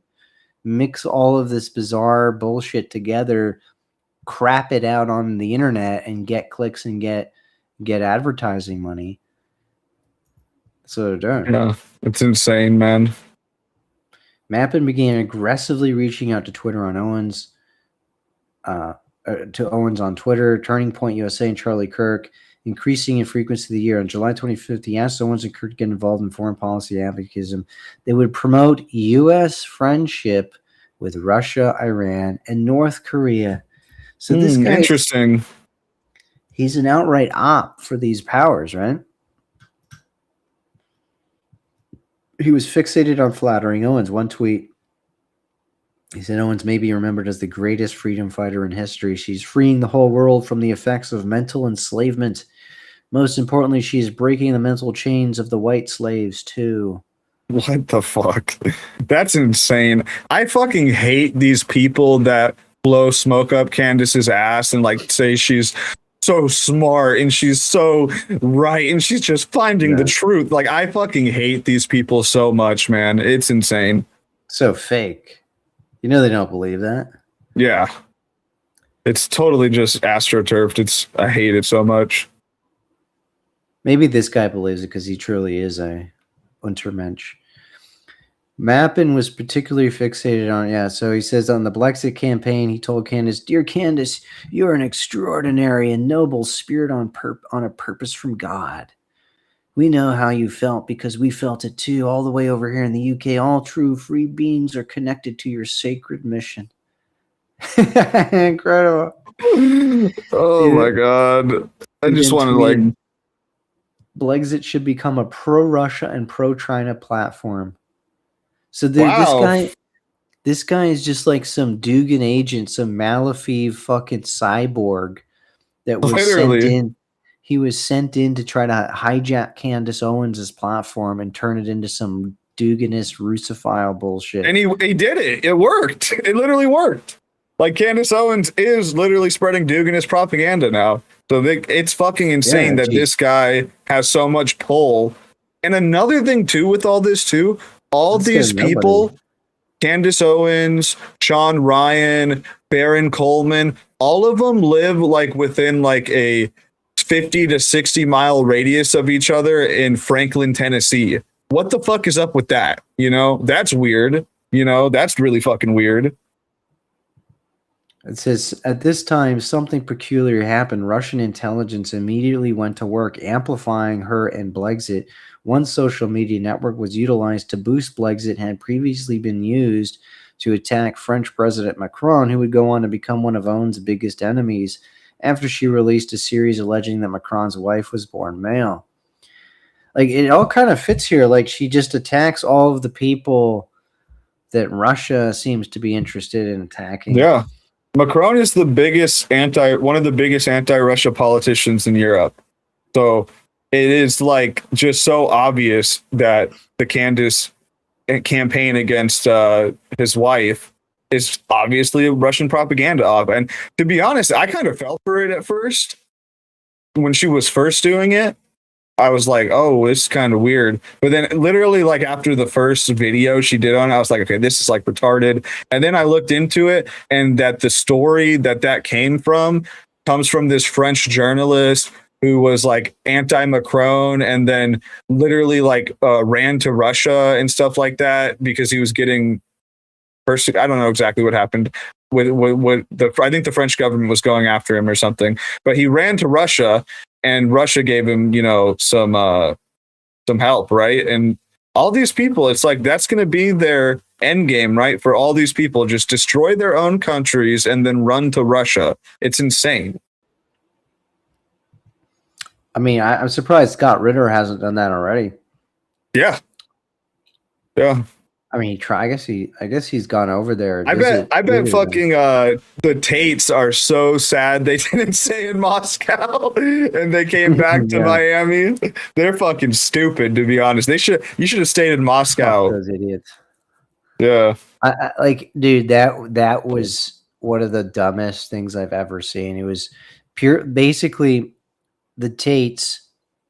They're so desperate to always be in the spotlight that, like, when Candace went to Russia, she was getting the spotlight for a little bit, and they're like, fuck, man, we want a piece of that spotlight. So they did this half-assed Russia tour like nobody cared. Yeah. They made this totally cringe video of like these Russians wearing top G shirts with the Russian flag colors. Yeah, or the video when they came from the airport and they got the bread. Dude, that was like ridiculous, bro. That was like peak cringe. That was cringe of the year. I don't think I've ever seen anything gayer than that thing. Yeah, and then he got arrested in his little purple shirt and capris, boat shoes. And notice it's all in the same networks. Candace Owens pushes the Tates. She defends the Tates, lies about their case, never holds them accountable. And they were doing the pro-Putin bit at the start from the beginning as well because they knew it was contrarian clickbait. I mean, they did it just because they want clicks. Like, that was it. There's no real ideology behind there. And then they tried to always do this thing where, like, I think he raised like some money for like Ukrainian children or something. I don't even know, but he always tries to use that as like a defense that he's not a Russian agent, basically. No, he was just giving blankets and coats to Ukrainians who were refugees in Romania. But then he actually used that story to push the pro-Russian narrative. And he's like, I went to the border, gave coats to the Ukrainians, and they were telling me that the problem is not Russia, it's the U.S. and the Ukrainians. Oh, yeah. Yeah, he did do it like that. Yeah, literally. And then Tristan went on Candace Owens, and he started floating the ridiculous inversion of the truth that he was talking about kidnapped children from Ukraine. And he's like, where are these children going? They're taking them out of the orphanages. Where are they going? Yeah, you can Google it in 2 seconds and find Russia kidnapped them. You dumbass. You fucking retard. Russia kidnapped over 100,000 kids. It was good. There's videos of Russian soldiers going into orphanages in Ukraine, kidnapping the kids and taking them to Russia. Yeah, and it's fucked up. I actually just saw a post about it today. Like, they're like training these kids to be like soldiers and shit, basically. Like, they're indoctrinating them to be like retards. It's fucked up. Fucked up. Yeah, and Tristan Tate tried to invert that story, blame the Ukrainians for that. It's so sick, these fuckers, man. They totally deserve to rot in prison for the rest of their lives. I hope they do, man. I really hope that something some bullshit happened. So I have a feeling they're gonna get out. I don't know why, but I just have a feeling like these motherfuckers have been like dodging this shit for so long. Like maybe they're finally their day has came, but I don't know. They're slimy, bro. I feel like they're not gonna get their day. I But mean, we'll see, man. look, they're in a lot of shit though. Like they are going to be extradited. They're going to be there's going to be a trial, a real trial. The Romanians fucked it up. They just didn't do the trial properly, and they're just stalling it. But the UK seems like they're actually going to do it. So these guys can end up in jail for like decades because these charges are rape, sexual assault, stuff like that, right? That carries long sentences. Yeah. So these fuckers are done. I mean, they're toast. I hope, man. I really do hope, but I don't know. Something in the back of my head is like they're gonna escape somehow and get to Moscow. You know, I feel, and it'll be another pedophile escaping to Moscow, right? You know, that's and another 5 years of retarded Tate streams about the Matrix. Yeah. He's so stupid though for not staying in Moscow. Like, what was he thinking? These guys are supposed to be ahead of the game. Like he's a multi-millionaire. He's the top G, right? You know what I mean? Hey, retard, why didn't you stay in Moscow where you could have had political asylum? Like, I would have called him out for it, obviously, like you're a fucking piece of shit, but still, like, how retarded are you if you're in that situation, right? You know? Anyways. So this here says at some point shortly after this, Mappin got into contact with Owens and arranged a trip for her and Charlie Kirk to go to London in a matter of weeks. As she tells it, she just had a strong feeling that she needed to go. Kirk wasn't interested in expanding TPSU into the UK, but she forced him to go. Owen says she started planning her trip with her close friend in London, Paul Joseph Watson of InfoWars. Oh, another full-on Putin shill. Yep. Which promotes Dugan and has him on as a guest. Years later, Watson was recorded making horribly anti-Semitic statements in private. Mappin held a fundraiser for Turning Point with about 250 attendees. On December 11th, 2018, Mappin hosted the launch of Turning Point UK and introduced Owens and Kirk to the audience. Mappin claims they then introduced Candace to George Farmer. Yeah, she literally met her husband from this guy, dude. This shit is fucking spooked up like fucking hell, man. Holy shit. And he's a Russian asset, right? He's a Russian asset. A little over 2 weeks later, Farmer proposed to Owens over FaceTime and she accepted. I mean, that's so bizarre. Crazy. That's why I'm almost positive, like with this Charlie Kirk stuff, like I think Charlie Kirk and Candace like had a thing. Then Charlie kind of was like, all right, I don't want this black bitch anymore. And then when he married Erica, Candace has been super resentful ever since. She then married this gay guy over FaceTime or whatever. And then now she's made it her whole career to destroy Charlie's legacy, right? I literally think that's what it is, to be honest. Yeah, shortly after Owens and Kirk returned to the U.S., Mappin continued obsessively tweeting at them, but with a stronger focus on Russia. He urged them to destroy the globalist agenda by promoting an American alliance with Russia and to fight the weaponized media campaign against Russia. He also tagged them in pro-Putin posts like one proclaiming Putin has more common sense than the British leadership. So there it is. In February 2019, only about 2 months after meeting Owens, Farmer became chairman of Turning Point UK. Mappin boasted of having funded and built it. Farmer's tenure was remarkably short. He left in April with a position at Parler, a newly created social media platform for conservatives, and became CEO shortly thereafter. Parler was launched by John Matzey and his Russian wife in August 2018 after a long period of travel in Russia and Europe. The company's links to Russia and failure to monitor the platform of extremists drew scrutiny from members of Congress. The negative attention led Amazon Web Services to end its relationship with Parler. They switched to a company linked to Russian intelligence It was also partnered with Hamas's official website and a QAnon-related extremist forum. Shortly after Farmer left Turning Point, Owens abruptly departed from TPUSA. Hints of Owens. I mean, this is some good journalism here. I'll give credit to Ryan Morrow. I've actually been trying to get this guy on my show. I hope you can get him. He's awesome. He's a little bit hesitant though. He's kind of he's kind of like in the conservative mainstream type of, and he's like, I think he's pro-Israel type of guy too and stuff like that, like Ben Shapiro area type of thing. But this journalism that he's doing here and what he's been doing, exposing Candace and these Russian ties, has been like top tier, you know? Yeah. And Glenn Beck's posted it on his site. So Glenn Beck was one of the first guys to expose Dugan actually years ago. He called it out. So Beck's been decent on that.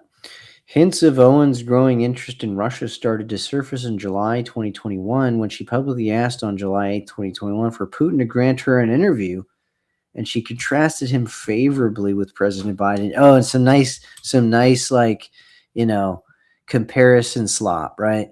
Oh, based Russia versus libtard Biden. Yeah. When Russia invaded Ukraine, she sided with Russia, told her audience to read Putin's speech to know what's actually going on and that we are at fault, referring to U.S. and NATO.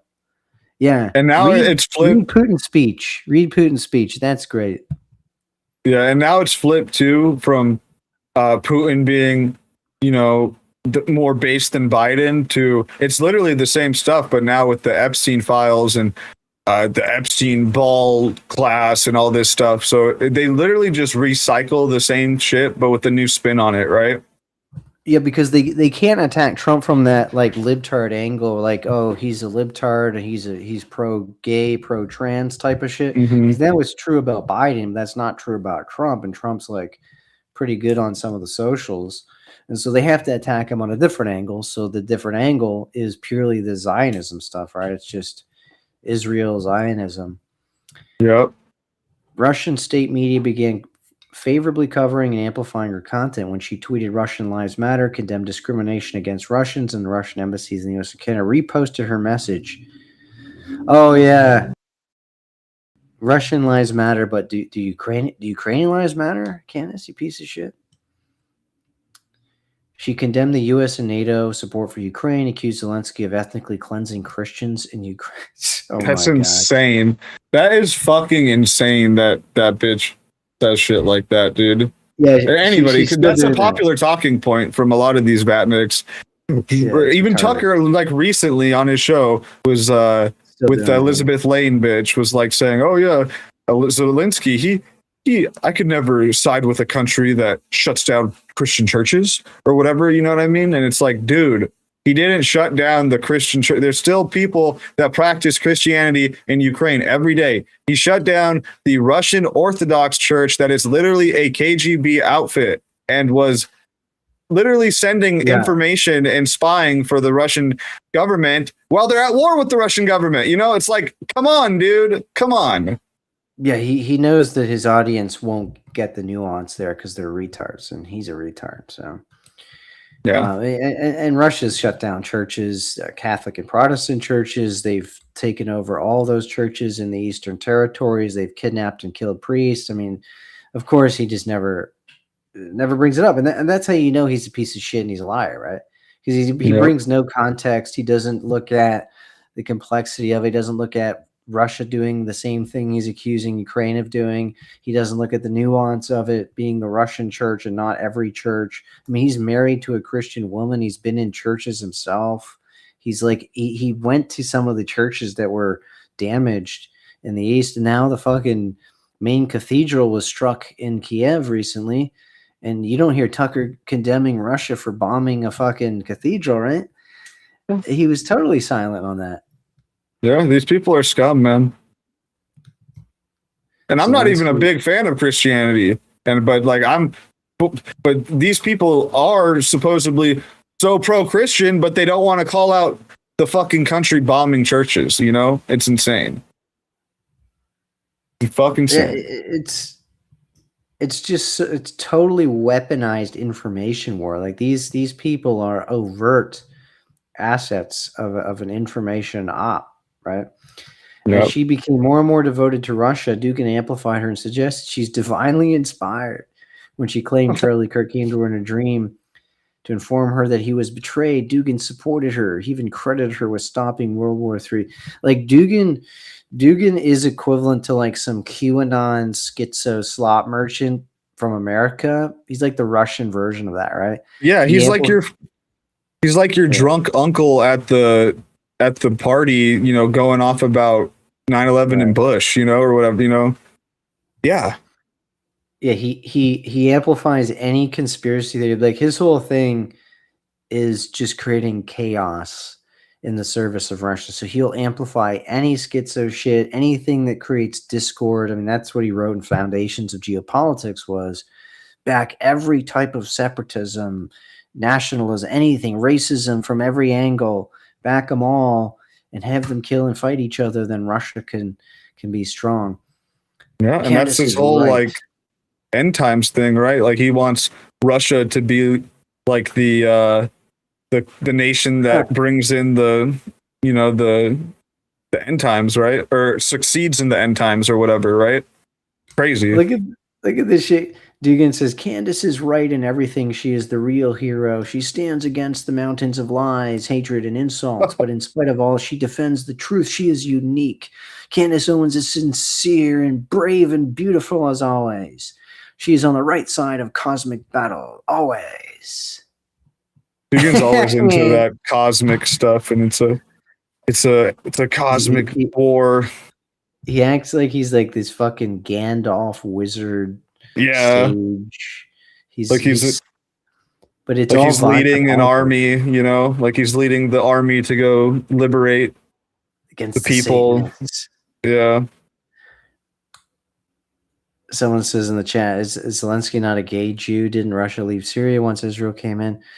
Well, he's not gay. He's married. I mean, if he is gay, he's in the closet about it because he has children and is married. Yeah, he is a secular Jew, non-practicing, and he married a Christian woman. So, I mean, like, yeah, I don't even like the guy. I'm not pro Zelensky. I've said I would be happy if they wanted to do an election and put someone else in there. I mean, I think he's a very mediocre politician. He's just a centrist. Like he doesn't have a worldview. But at the same time, it doesn't matter who the leader is of Ukraine. It could be anybody. They have a right to defend themselves, no matter who's in charge. So yeah, I'll defend Zelensky a little bit. I think Zelensky, and there's a lot of Ukrainians that don't like Zelensky and stuff for certain reasons. Like it's obviously different over there.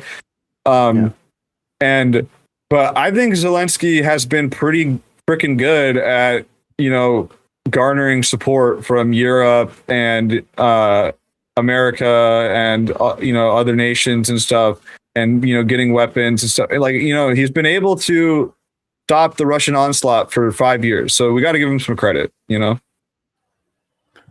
Well, I mean, he took it like a champ, that whole Trump shit, you know. Yeah. When he scolded him, he didn't react negatively. He just kind of took it on the chin and continued his diplomacy, right? Like, yeah, you got to give him some credit. I think he's a pretty good statesman, all things aside. Yeah, Poroshenko was not bad as well. The former prime minister. There's probably better options. It's a war, so it's pretty chaotic. They're not going to have an election, I guess. Yeah, it's not perfect. I will say it's not perfect. You know, the stuff going on right now with like Fedorov and the mix-ups and shakeups there. It's not perfect, but corruption. The corruption. But look at, dude, the country is literally being invaded. At the end of the day, things aren't going to be fucking perfect, dude. And we have to give some credit for things just still being there, right? Kyiv still being Kyiv, right? You know. What is fascinating though is how Ukraine's like military and intelligence, they are obviously very professional, and you've seen that they've been able to penetrate Russia. There have been numerous assassinations of Russian generals inside. They just killed 2. Yeah, so they have agents in Russia. They've been able to recruit people in Russia to kill Russian generals. They've hit them with drones. I mean, they're quite a formidable country, despite being a young country, despite the corruption and all that. Yeah, and that's So, why all these like white nationalists and stuff that are anti-Ukraine, it's insane. It's like, because you look at Ukraine, it's like this white country that has been able to, pick themselves up by the bootstraps and literally defend themselves against one of the global empires, right? Global superpowers, right? And that is really, really awesome. Like, how can you not support that? Like, if you're pro-white or whatever, you know what I mean? So all these people are just scum at the end of the day. And Ukraine, it's honestly remarkable what they've been able to do. Their drone program, everything that they've been able to do, how they're striking, deep inside Russia now, how they're able to, hang on, and with all the stuff going against them. Literally, Ukraine has literally so many things going against them, and they're still able to, target generals, hit the wild berries, do all this stuff. It's honestly remarkable. And I don't know how anybody that's not pro-white can see that and be like, ugh, these Khazarian Jews trying to create the new greater Israel like Stu Peters does and shit. It's insane. Fuck all these people. Slava Ukraine. Let's go. yeah, I mean these Syrian girl type scum, like that chick is just full on, like, she's so skitzed out, right? You see her tweets, she's just like manic. She's just manically tweeting out like all this crap. She's like, Israel shouldn't exist, and she's doing like Holocaust posts. It's just pure butthurt. Yeah, I mean, well, she's like 40 years old. She's using that decade-long old picture still. She's a sad lady. She's a sad old lady, She's probably a washed up, fucking, totally useless conspirator dipshit. I mean, she's so overrated. Like, the fact is that her entire thing has just been like a conspiracy slot machine from the beginning, right? Like, she jumped on everything from like COVID. They're putting fucking like nanobots in the vaccines. They're doing this, that, and it's just like, there's nothing legit about her. She just gets propped up by conspirators like Alex Jones, and they just make a martyr out of her because she's fucking pro-Syrian but refuses to live in Syria. Yeah, this dumb bitch that lives in Australia, like, she needs to be deported to Syria and go live under Jolani or whatever. If she wants to be, this Muslim, fucking superstar, go live in a fucking Muslim country. Same with Sneeko, same with all of these Muslim grifters. Get the fuck out of the West. Go live in a Muslim country, for fuck's sakes. Yeah, they won't do it because the life is good in the West. They want to keep being parasites in the West and keep doing. And then this internet stuff is just money. It's just how to live an easy, carefree life, sitting behind a computer, tweeting and not doing anything. Right? It's just easy slop shit. But she's so horrible, dude. I've quarreled with her for years, man. I was calling that bitch out for the Russia shit for like over 6-7 years, dude. Yeah. Even when I was like into more like left-wing positions, like just the pro-Palestine stuff and all that, even then I was calling her out because I was never pro-Russia. Actually, I broke with all those people over the Russia issue because all these anti-Zionist faggots were pro-Russia, and I called them out then. And then that bitch skits out on me, and all these dissident alt-right losers were promoting her because she's against Israel, man, and that's all we care about. And so they would condemn me. That's how amazing it was. Like when I was running altright.com, they would condemn me. They would have her on their show and condemn me because I wasn't pro-Palestine enough, or anti-Israel enough, and I was also critiquing Russia. And so that shows you that these alt-right grifters, they don't even have like a standard here. Their standard is not if you're pro-white, it's if you're anti-Israel. That's their standard, right? Yeah, and then it has to be the caveat with you got to be pro-Russia too, right? So, yeah. Right. It's so here, a fringe belief that is on an upward trajectory becomes mainstream if no one blunts it. In 2024, the claim that Winston Churchill, not Hitler, was the chief villain of World War II was embarrassing to voice. Once it was presented as an insightful idea to millions, it became part of the discourse. Yeah, we see that. So let's at least cover one more guy. This guy here, Mark Collette. Now this is the guy actually. This is the guy that had Syrian Girl on his show where she condemned me. And then he was like siding with her, and he's like, "Yeah, something's wrong with that guy. You know, he's not pro Pally." This guy to this day is still pushing that shit. Yeah, I'm not a fan of Mark Collette. And look, he's in the network. Leading UK far-right activist spoke at a Russian extreme nationalist event.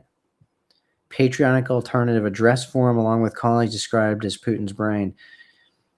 He spoke at a summit of European extreme nationalist groups convened in Russia by oligarch linked to Putin. It's the Malafev guy. He was in St. Petersburg, was addressed Mark Collette. A range of groups attended. Pride of place was given to Alexander Dugin. Calvin Bailey, a Labor MP, member of Commons Defense Committee, has been vocal about Russia's hybrid war, said the link between PA and Russia were the latest example of the Kremlin's attempts to use political subversion. Yeah, and it's so crazy, like how in the UK and in Europe, all the far right parties are totally captured by the Kremlin. It's so unfortunate, man. And all like the far right networks and shit like that. Like, I don't know how it is in Spain. Is the Vox party captured by the Kremlin at all, or no? No, actually, Vox is not pro Kremlin. That's pretty surprising and good, actually. Yeah. Although there's two smaller Spanish parties, Falange and Democracia Nacional. I'll show you. I've been calling them out. They're both full on like captured by Russia. It's hilarious. So here it says he confirmed to The Guardian that he had attended the Russian event as an online participant. Collette said he gave a 3-minute speech discussing birth rates and immigration in Britain, blah, blah, blah. He said he had been invited by the Brotherhood of Academists, a nationalist student movement operating in universities across Russia and occupied parts of Ukraine. I do not believe that Russia desires war with the West or with Britain. What's more, I've never received any contact or payment from anyone within the Russian establishment. So the idea that myself or PA is being used by the Russian state is absurd and a groundless suggestion. He says the conflict with Ukraine was stoked by the previous U.S. government because it desired a proxy war with Russia. The key figure behind the event, which took place at St. Petersburg Legislative Assembly, was Konstantin Malafev. Of course, it's always him, right? A banker whose business interests include Kremlin-supporting Zagreb Media Group, who founded the Brotherhood of Academists. He's one of the main sources of financing for the promotion of Russian interests in eastern Ukraine and Crimea. More than 50 delegates of 15 right-wing patriotic groups attended. So let me pull up Telegram here to show you.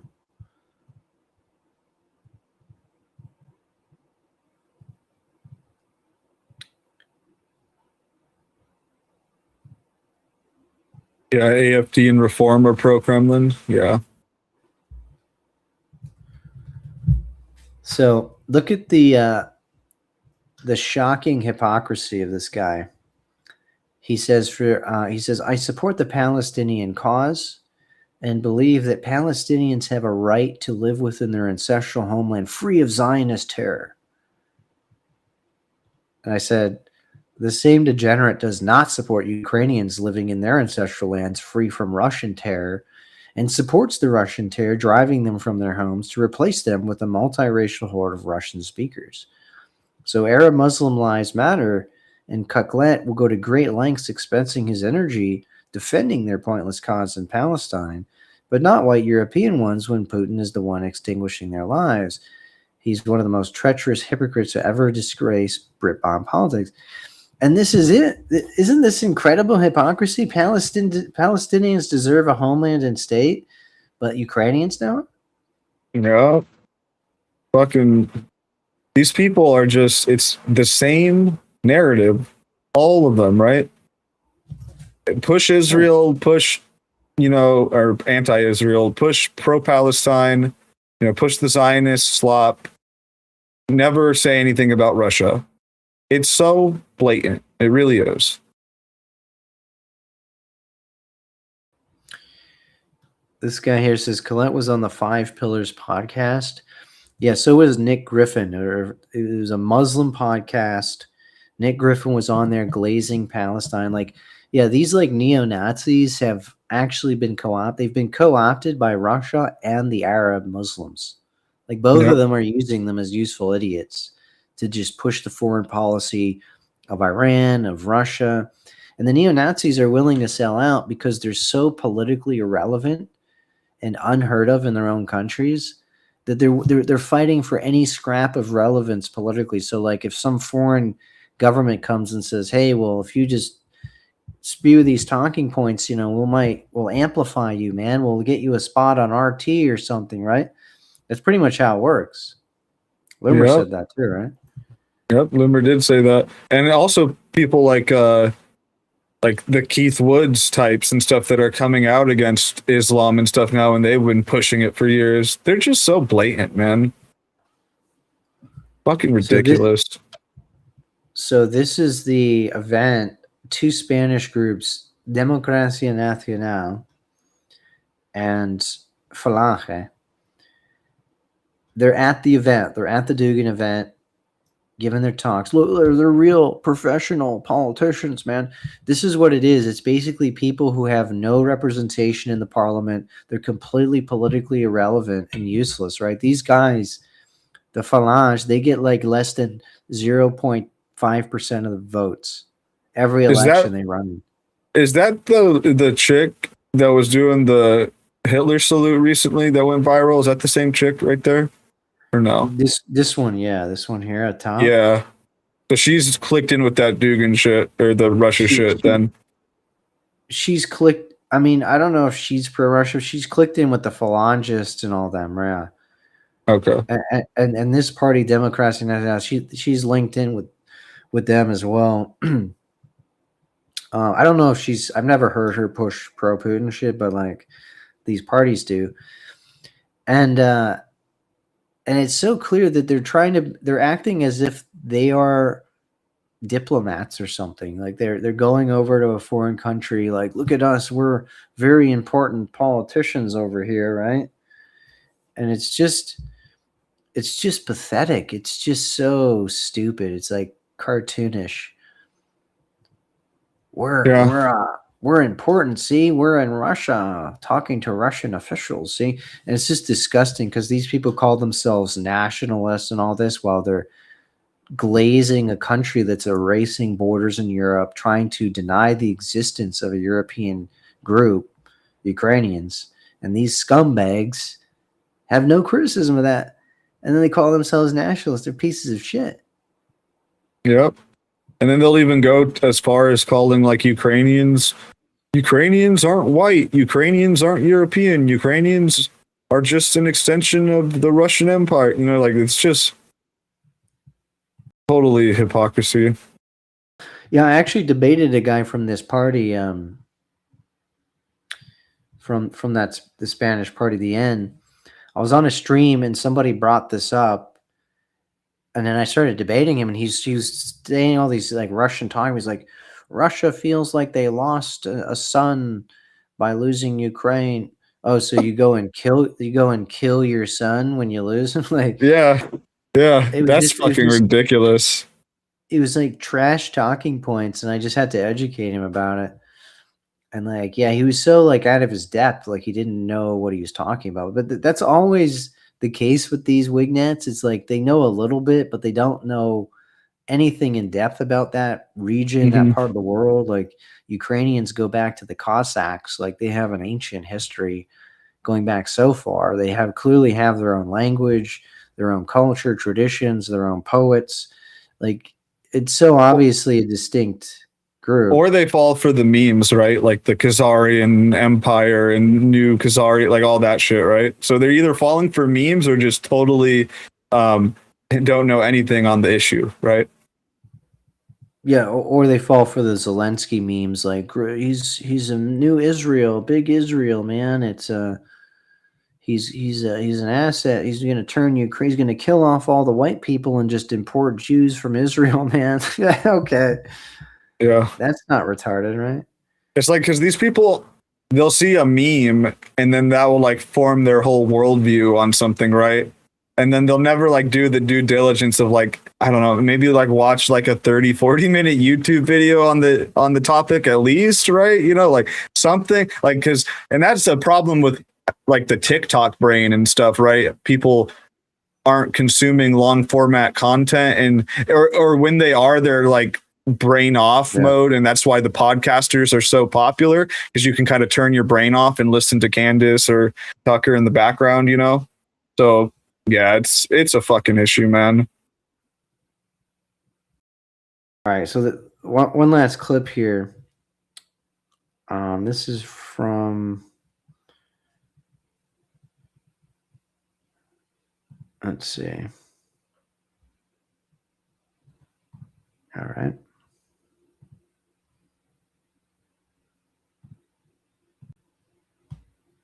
Old Ben. According to Tucker, my goal is, quote, huge numbers of innocent people killed, disproportionately Christians. This is insane. It is the only word for it.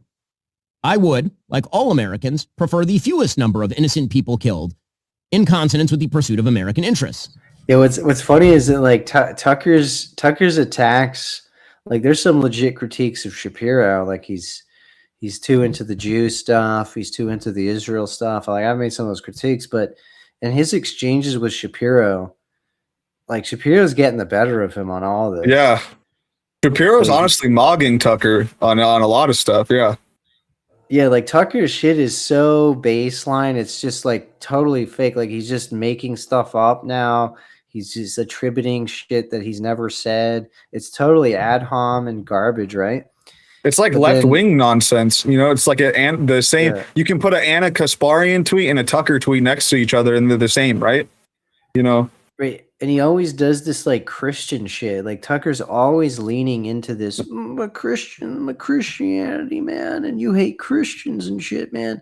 If there's some Jews who hate Christians, I mean, Shapiro is not one of them. This is a guy that's been defending Christianity. He tells Christians to go to church. Like he's like a full-on pro-Christian Jew, right? Like it's just the dumbest attack. In the best of all possible worlds, that number would be zero.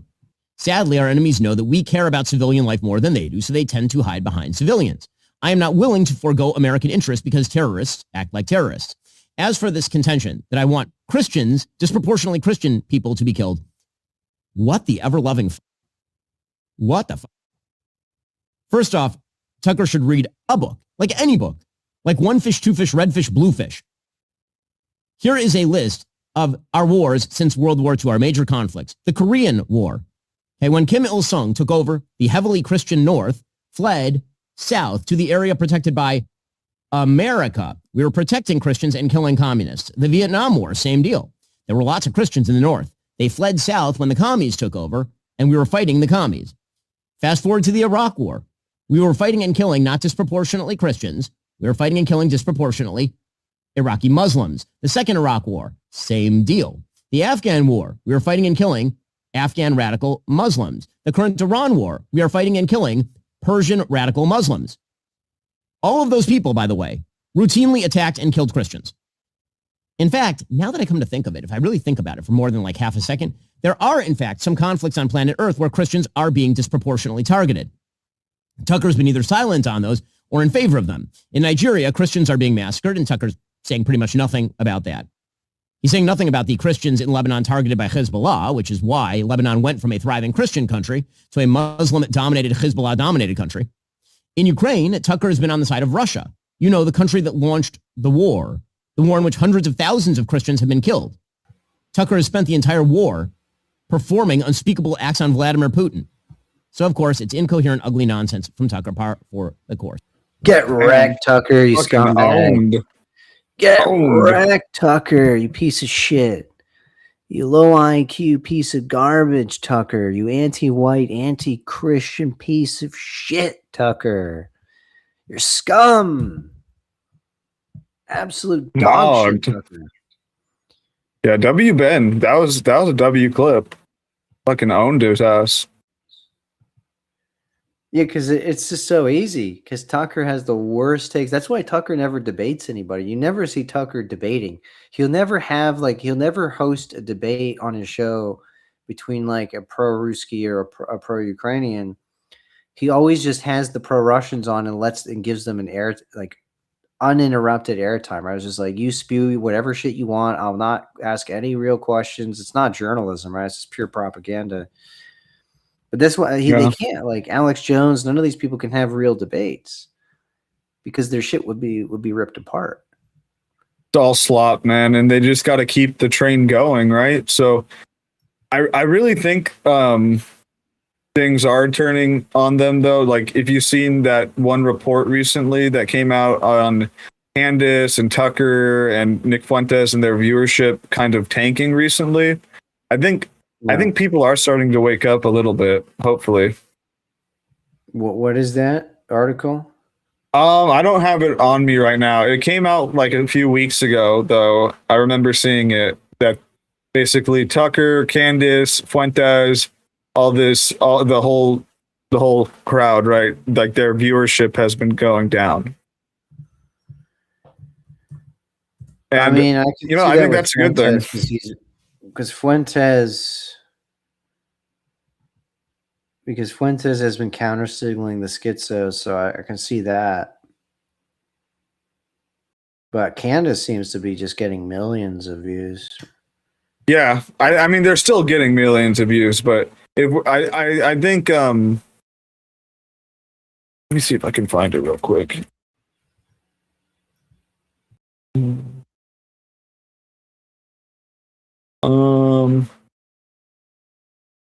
Yeah, it's gonna be hard to find right now.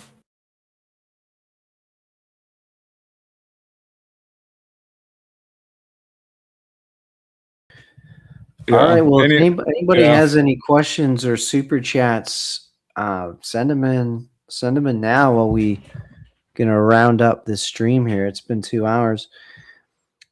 Ziggers don't debate. They only host echo chambers. True. Dugan is scum. It always sounds like Ben is sniffing helium. That's funny. Tucker flipped after Fox fired him. No, he was pro-Russia in Fox still. Or he might be not pro-Russia, but he was definitely anti-Ukraine. But it was more of a partisan thing, maybe. Yeah, it was just owned Biden by supporting Russia's invasion and telling people why it's pointless to support Ukraine or something, right? He was having that general on every night to push that. Yeah, and I'm sure like that's where he started to get, captured by the Kremlin, was during Fox News. And a lot of Fox News anchors are actually pretty pro-Kremlin too. Like I think the Fox refused to have on Laura Loomer to talk about her Ukraine trip, so definitely there's problems with Fox, and they got a pro-Russia slant and pro-Russia producers and stuff, and it's not even just a partisan thing anymore, right? Because we're kind of like past, in a lot of ways, the partisan stuff with Ukraine, I think, with Trump starting to lean more pro-Ukraine and stuff. So I don't know. It's not true of a few hosts. What's his name? Hannity, and also the blonde chick. What's her name? Megyn Kelly? No, they're not Megyn Kelly. Laura Ingraham. Laura Ingraham, yeah. Yeah, her and Hannity are pretty old school kind of boomer types, so they're pretty anti-Putin still. Although they're as the fact is that they are media people, so they will lean into slop shit. So sometimes they'll critique Zelensky. I mean, they were critiquing Zelensky really only when Trump was doing his thing, right? So they pretty much just followed Trump on every single issue. They're just full on Trump glazers. So if Trump's anti-Zelensky, then they will be. If Trump's anti-Putin, and they'll start amping up that critique. They have no critical thinking skills. Like there's no independence on that network, man. Yeah. What cigs am I smoking? I smoke Winston Selects. They're great cigs.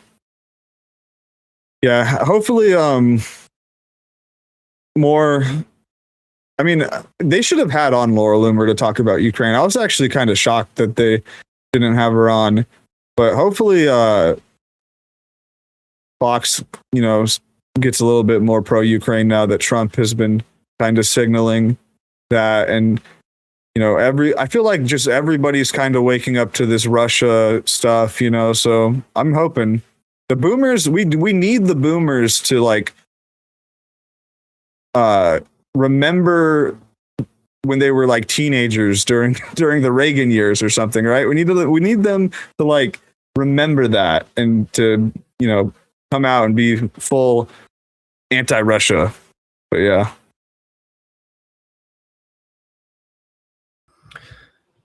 Yeah, for sure, man. So there's not so many chats. There's not too many decent questions here. Eva Vladerbrook, yeah, she's one of these people that's been a Kremlinite. Some guy put out a video on a hit piece on Martin Sellner the other day, where he's talking about all the Dugin Malafev people surrounding him. It was an interesting video. I think that there are tie-ins. I mean, Sellner used to be super pro-Russian. He used to promote Dugin. He even called himself Eurasianist at one point. His wife and Lauren Southern went to Russia to interview Dugin. That Dugin shit has been so fucking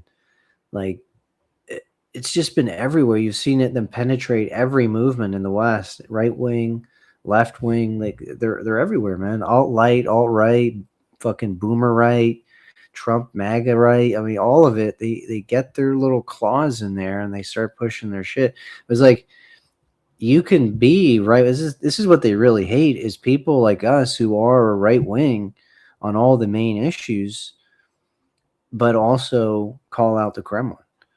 Yeah. But also expose this deception going on, this fake hero narrative, this fake savior performative shit about Russia.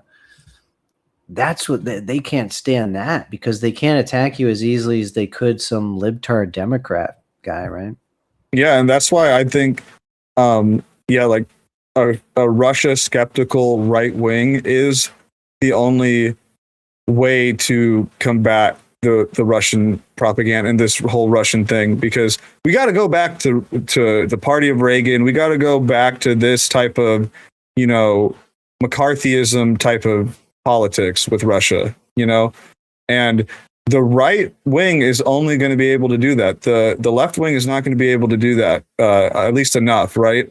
There's a anti-Russian element of the left wing that's pretty vocal, but are they willing to do the things necessary to actually stop Russia? I don't know. They haven't. Joe Biden, as much as people want to say Joe Biden was so pro-Ukraine, Joe Biden didn't give Ukraine Patriot missiles either. You know what I mean? Or the schematics form or whatever to build them. So, yeah, man, I think we need a Russia skeptical right wing to emerge in the West, particularly America, because I feel like in Europe it's kind of a little screwy, to be honest. But in America, a Russia skeptical right wing, party of Reagan, it needs to come back. McCarthyism, this is going to be the future, I think. Oh, I mean, I was basically running McCarthyism in the dissident right, man. I was doing that for years. Like, I was putting hit piece after hit piece, calling them out like consistent. This is the thing is like some people will do a half-ass thing where they'll call someone out one time, and that'll be it. It's like I don't do that. I keep the pressure on. You Yep. gotta hit the gas on this shit. You gotta put more pressure on these people. You gotta make more hit pieces, more videos, call them out every fucking time because they'll get away with it if you don't. And they'll keep pushing that shit. This is why there's this one guy, he's a content creator, and this guy is even more hardcore than me. I mean, this guy, every single post, he's just calling these motherfuckers out. You know, time and time again, his whole thing is calling them out. This Jake says the left wasn't ever pro-Ukraine. Look at Sank mask off moment. Yeah, did you see Sank like said he's done with you? I mean, he never really did much about Ukraine, ever hardly any content about Russia and Ukraine the past few years. He's just grifting off of Palestine because it gets clicks. Yeah, they were anti-Ukraine at the beginning of the war, but then as soon as the Palestine October 7th shit happened, that kind of took the steam. Yeah, and that's what it just shows you too, like the DSA, because right now on the left in America, the DSA takeover is happening, this, communist takeover of the Democrat Party, and it's completely captured by the Kremlin. The Kremlin has completely captured the DSA types. You have like examples, like there's this one politician, or she's not a politician, she was running for a Democrat seat in Chicago. Her name was like Kate Alabagazala or something. I don't even know. But she was a DSA candidate, right? But she was pro-Ukraine. And that had some, issues with the DSA types, and she ended up losing. And then she lost to Zionist, which is kind of interesting too. But yeah, the DSA types and the DSA agenda is anti-Ukraine, and says that NATO encroachment is the reason why Russia invaded, and they want to end military aid to Ukraine. That is the agenda. So it is so obvious that Russia is going to lean on that now, where in America, it seems like the right is becoming more anti-Russia. The left is becoming more pro-Russia now. It's like a flip is happening right now. You know what I mean? Yeah, if Trump starts being pro-Ukraine, then these leftists might do the contrarian bit. Tank jumped just because of the Iran, because Ukraine's been trying to do outreach to Israel over in America over the Iran war, giving them some support. No fucking shit. Iran has been sending Shahed drones to Russia for 4 fucking years, you idiots. No shit, they're going to be anti-Iran, and they're right to be anti-Iran. Iran is a willing complicit collaborator with Russia in their war against Ukraine. And so these like Cenk Uygur is just a brown supremacist. That's what he is. He's a racial supremacist for brown people. He says if brown people die, it's bad. If white people die, who cares? Same with Hassan Piker. He has the same position, right? He even said that. Hassan Piker came out and he's like, Ukrainians are white, so that's why we don't really care about that. Yeah, it's just brown. It's brown racial supremacy. That leftism. People need to understand. Leftism is racial supremacy, but for brown people and black people. It's just the inverse of white nationalism, right? It's brown nationalism, black nationalism. It's ethnocentrism for minorities flipped. And then they attack white nationalism as just a competitor to their racial nationalism. Yep. And it's only going to get worse with this DSA takeover of the Democrat Party. They're going to be pushing more Vatniks, more pro-Russia types. And I genuinely believe that the Democrat Party is going to flip to be like a pro-Russia party eventually. Well, this anti-NATO shit, you see this sentiment on the right as well. It was started as a left wing. It was like a communist thing, right? Communists started to protest NATO and say, dismantle NATO and it's obsolete.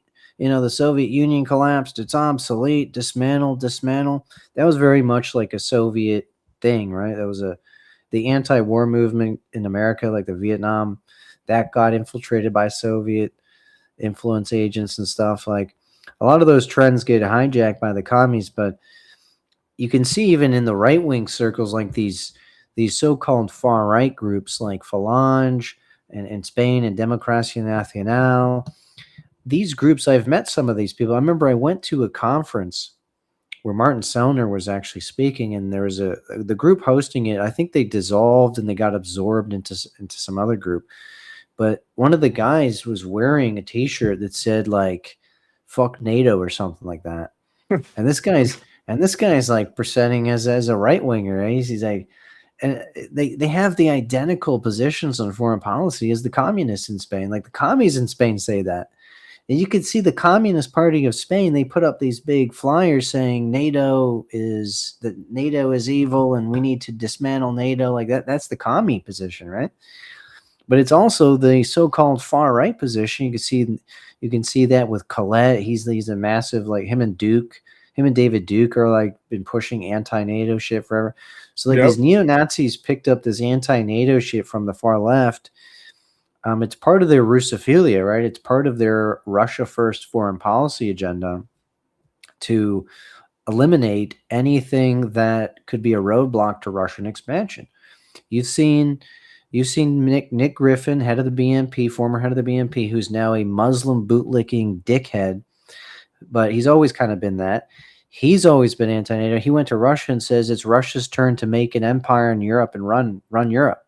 So these guys are for full-on Russian empire, and NATO is a roadblock to that because it's a self-defense pact that prevents Russian invasion. And that's the reason why these countries got into NATO, is because they knew Russia would become revanchist when they got strong again, and that was their only protection.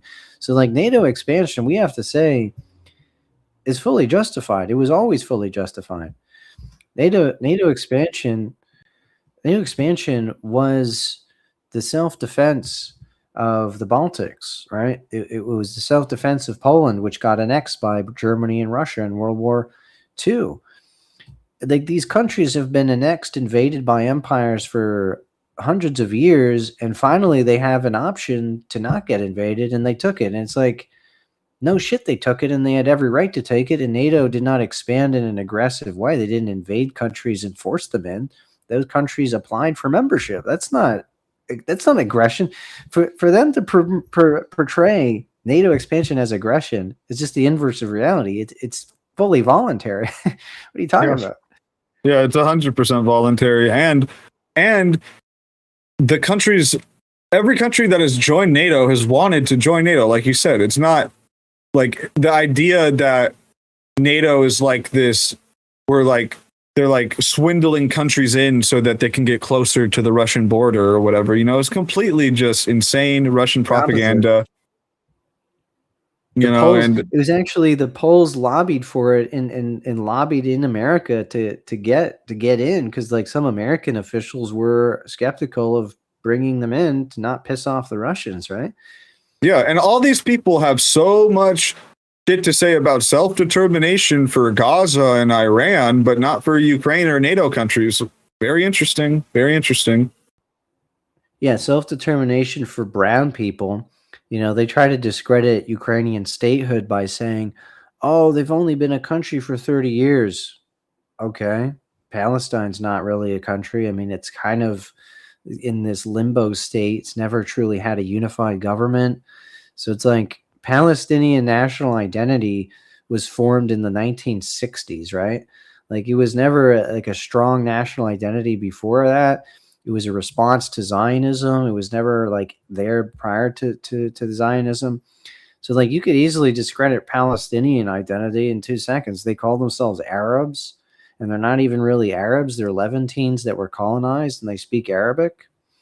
Yeah. You can break down their identity 6 ways to Sunday. Oh, they speak Arabic. Well, I guess Saudi Arabia, the Saudis can just colonize Palestine, and it's Saudi Arabia, man.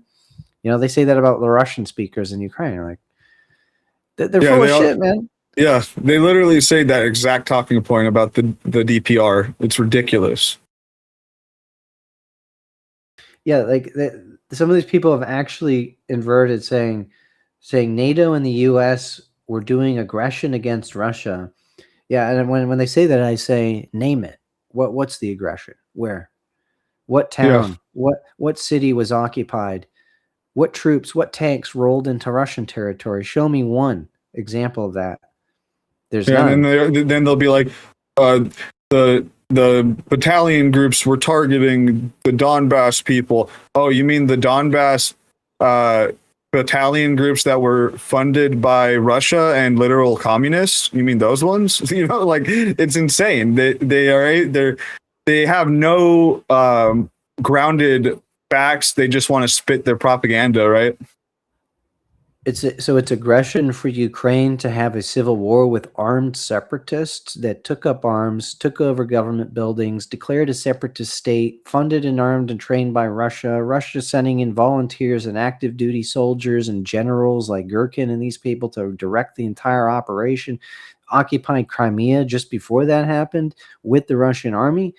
But it's aggression to fight back against that. Yet Putin fought separatists in 1999 when they fought Russia. So Putin gets to fight separatists. Ukraine doesn't get to fight separatists.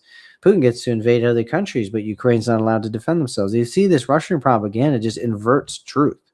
The truth is that the only aggression that has happened in that conflict has been by Russia. Russia's the only one that's occupied land, that's crossed a border with soldiers, that's funded aggression in a neighboring country, has annexed territory. Ukraine annexed Kursk in response to Russia occupying and annexing 5 oblasts, and they only did it as a response to try to get bargaining power to stop the war. And then these Russian shows are like, did you see that they occupied Kursk? Did you see that drone on that beach in Russia, man, from Ukraine? Yeah. Did you see that they blew up that general in Moscow? Yeah, we saw after 4 years of bloody, brutal Russian attacks that happened. You fucking assholes! Like they're sick, bombing literally apartment buildings every night, and you have these Russian shills that were posting that clip of the drone that blew up over the beach and killed like 7 people and some kids or whatever. Which, yeah, I mean, that's horrible, you know. But hey, it's maybe was an accident though. Was that? Well, it was not. Yeah, it was not intentional. Ukraine wasn't shooting the drone at the beach, and what happened was the Russian anti-air stuff shot it down over the people. So like, really, it's kind of on the Russian anti-air people. They should have maybe waited a little bit longer until it was over the beach to shoot it down. But even with that, though, like, there was a clip literally 2 weeks ago of a drone attack, a Shawhead, or it might have been a Shawhead or a Garand, I forget, going over the beaches in Odessa, and beachgoers having to run away from drones. You know, no fucking reports from that. None of these Vatnik scums saying, "Oh, it's evil what Russia's doing. They're attacking beachgoers." You know, but this shit happens in where was it? Galeznidik, I believe. The beach town, and they fucking are just crying about it, you know? Yeah, Gronk says evidence strongly indicates the Russian air defenses shot down or damaged the Ukrainian drone, causing it to crash onto the beach. Videos show the drone approaching, then veering sharply and diving into the beach with an explosion. Automatic gunfire from multiple weapons is audible in the footage just before it changes course and crashes. Oh, so let's leave that little fact out of here, right? And act like it was a deliberate attack on civilians. They've always tried to do that. I mean, Ukraine, when they've attacked Russia, I'm sure some civilians have died in some of these attacks, as it always happens, but they usually hit military targets, generals, the Russian infrastructure, the military infrastructure, like weapons factories, oil and gas factories, which fuels the Russian tanks to occupy. They're pretty much sticking to military. The only thing you can maybe argue is like, the bridges and stuff like that, right? But even then, you can argue like the military's using those, so it's justified, right? Yeah, they're using them to cross into Ukraine and to get closer to Ukraine. So unbelievable lying and twisting and deceiving. I mean, but it takes, like, there's so much of that bullshit that it takes people like almost dedicating themselves to this one issue is to fight back on it. Because really, yeah, that's what I've kind of done ever since the Russian war came out. It's been like an uphill battle for sure, but I've been saying, it's better than ever right now to be a Russia skeptical right winger, especially in America. What's happening right now, I've never seen anything like it. And I think we are kind of like breaking through the Russian propaganda in a lot of ways, you know? So I'm hopeful. Yeah, I think we're having an effect. We're having an impact, and a lot of people who were shilling Kremlin shit have kind of dropped it at some point. They've either become fatigued or it's just become impossible to defend.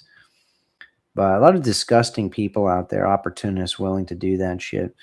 They need to be called out, especially these so-called right-wingers who claim they support nationalism for every people, man.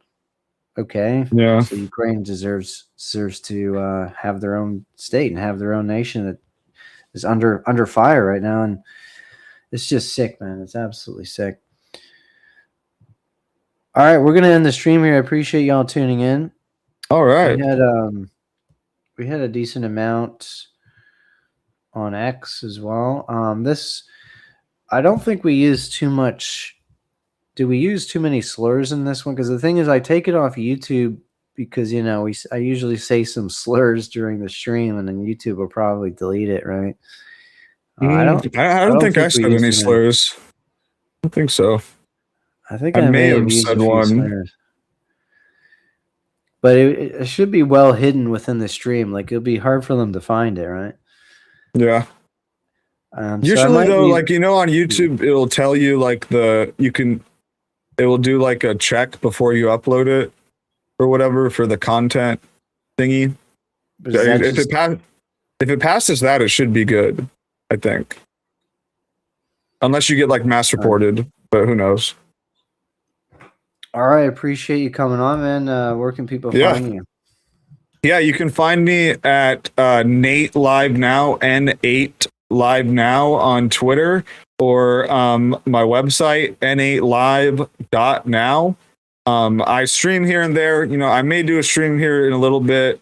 Maybe I'll stream this weekend. Who knows? I kind of am really busy with work and stuff, but I'm on Twitter all the time. You can find me on Twitter, and check me out. It was a good show, man. All right, man. Have a good one. Appreciate you all tuning in. Have a great weekend. Later, man.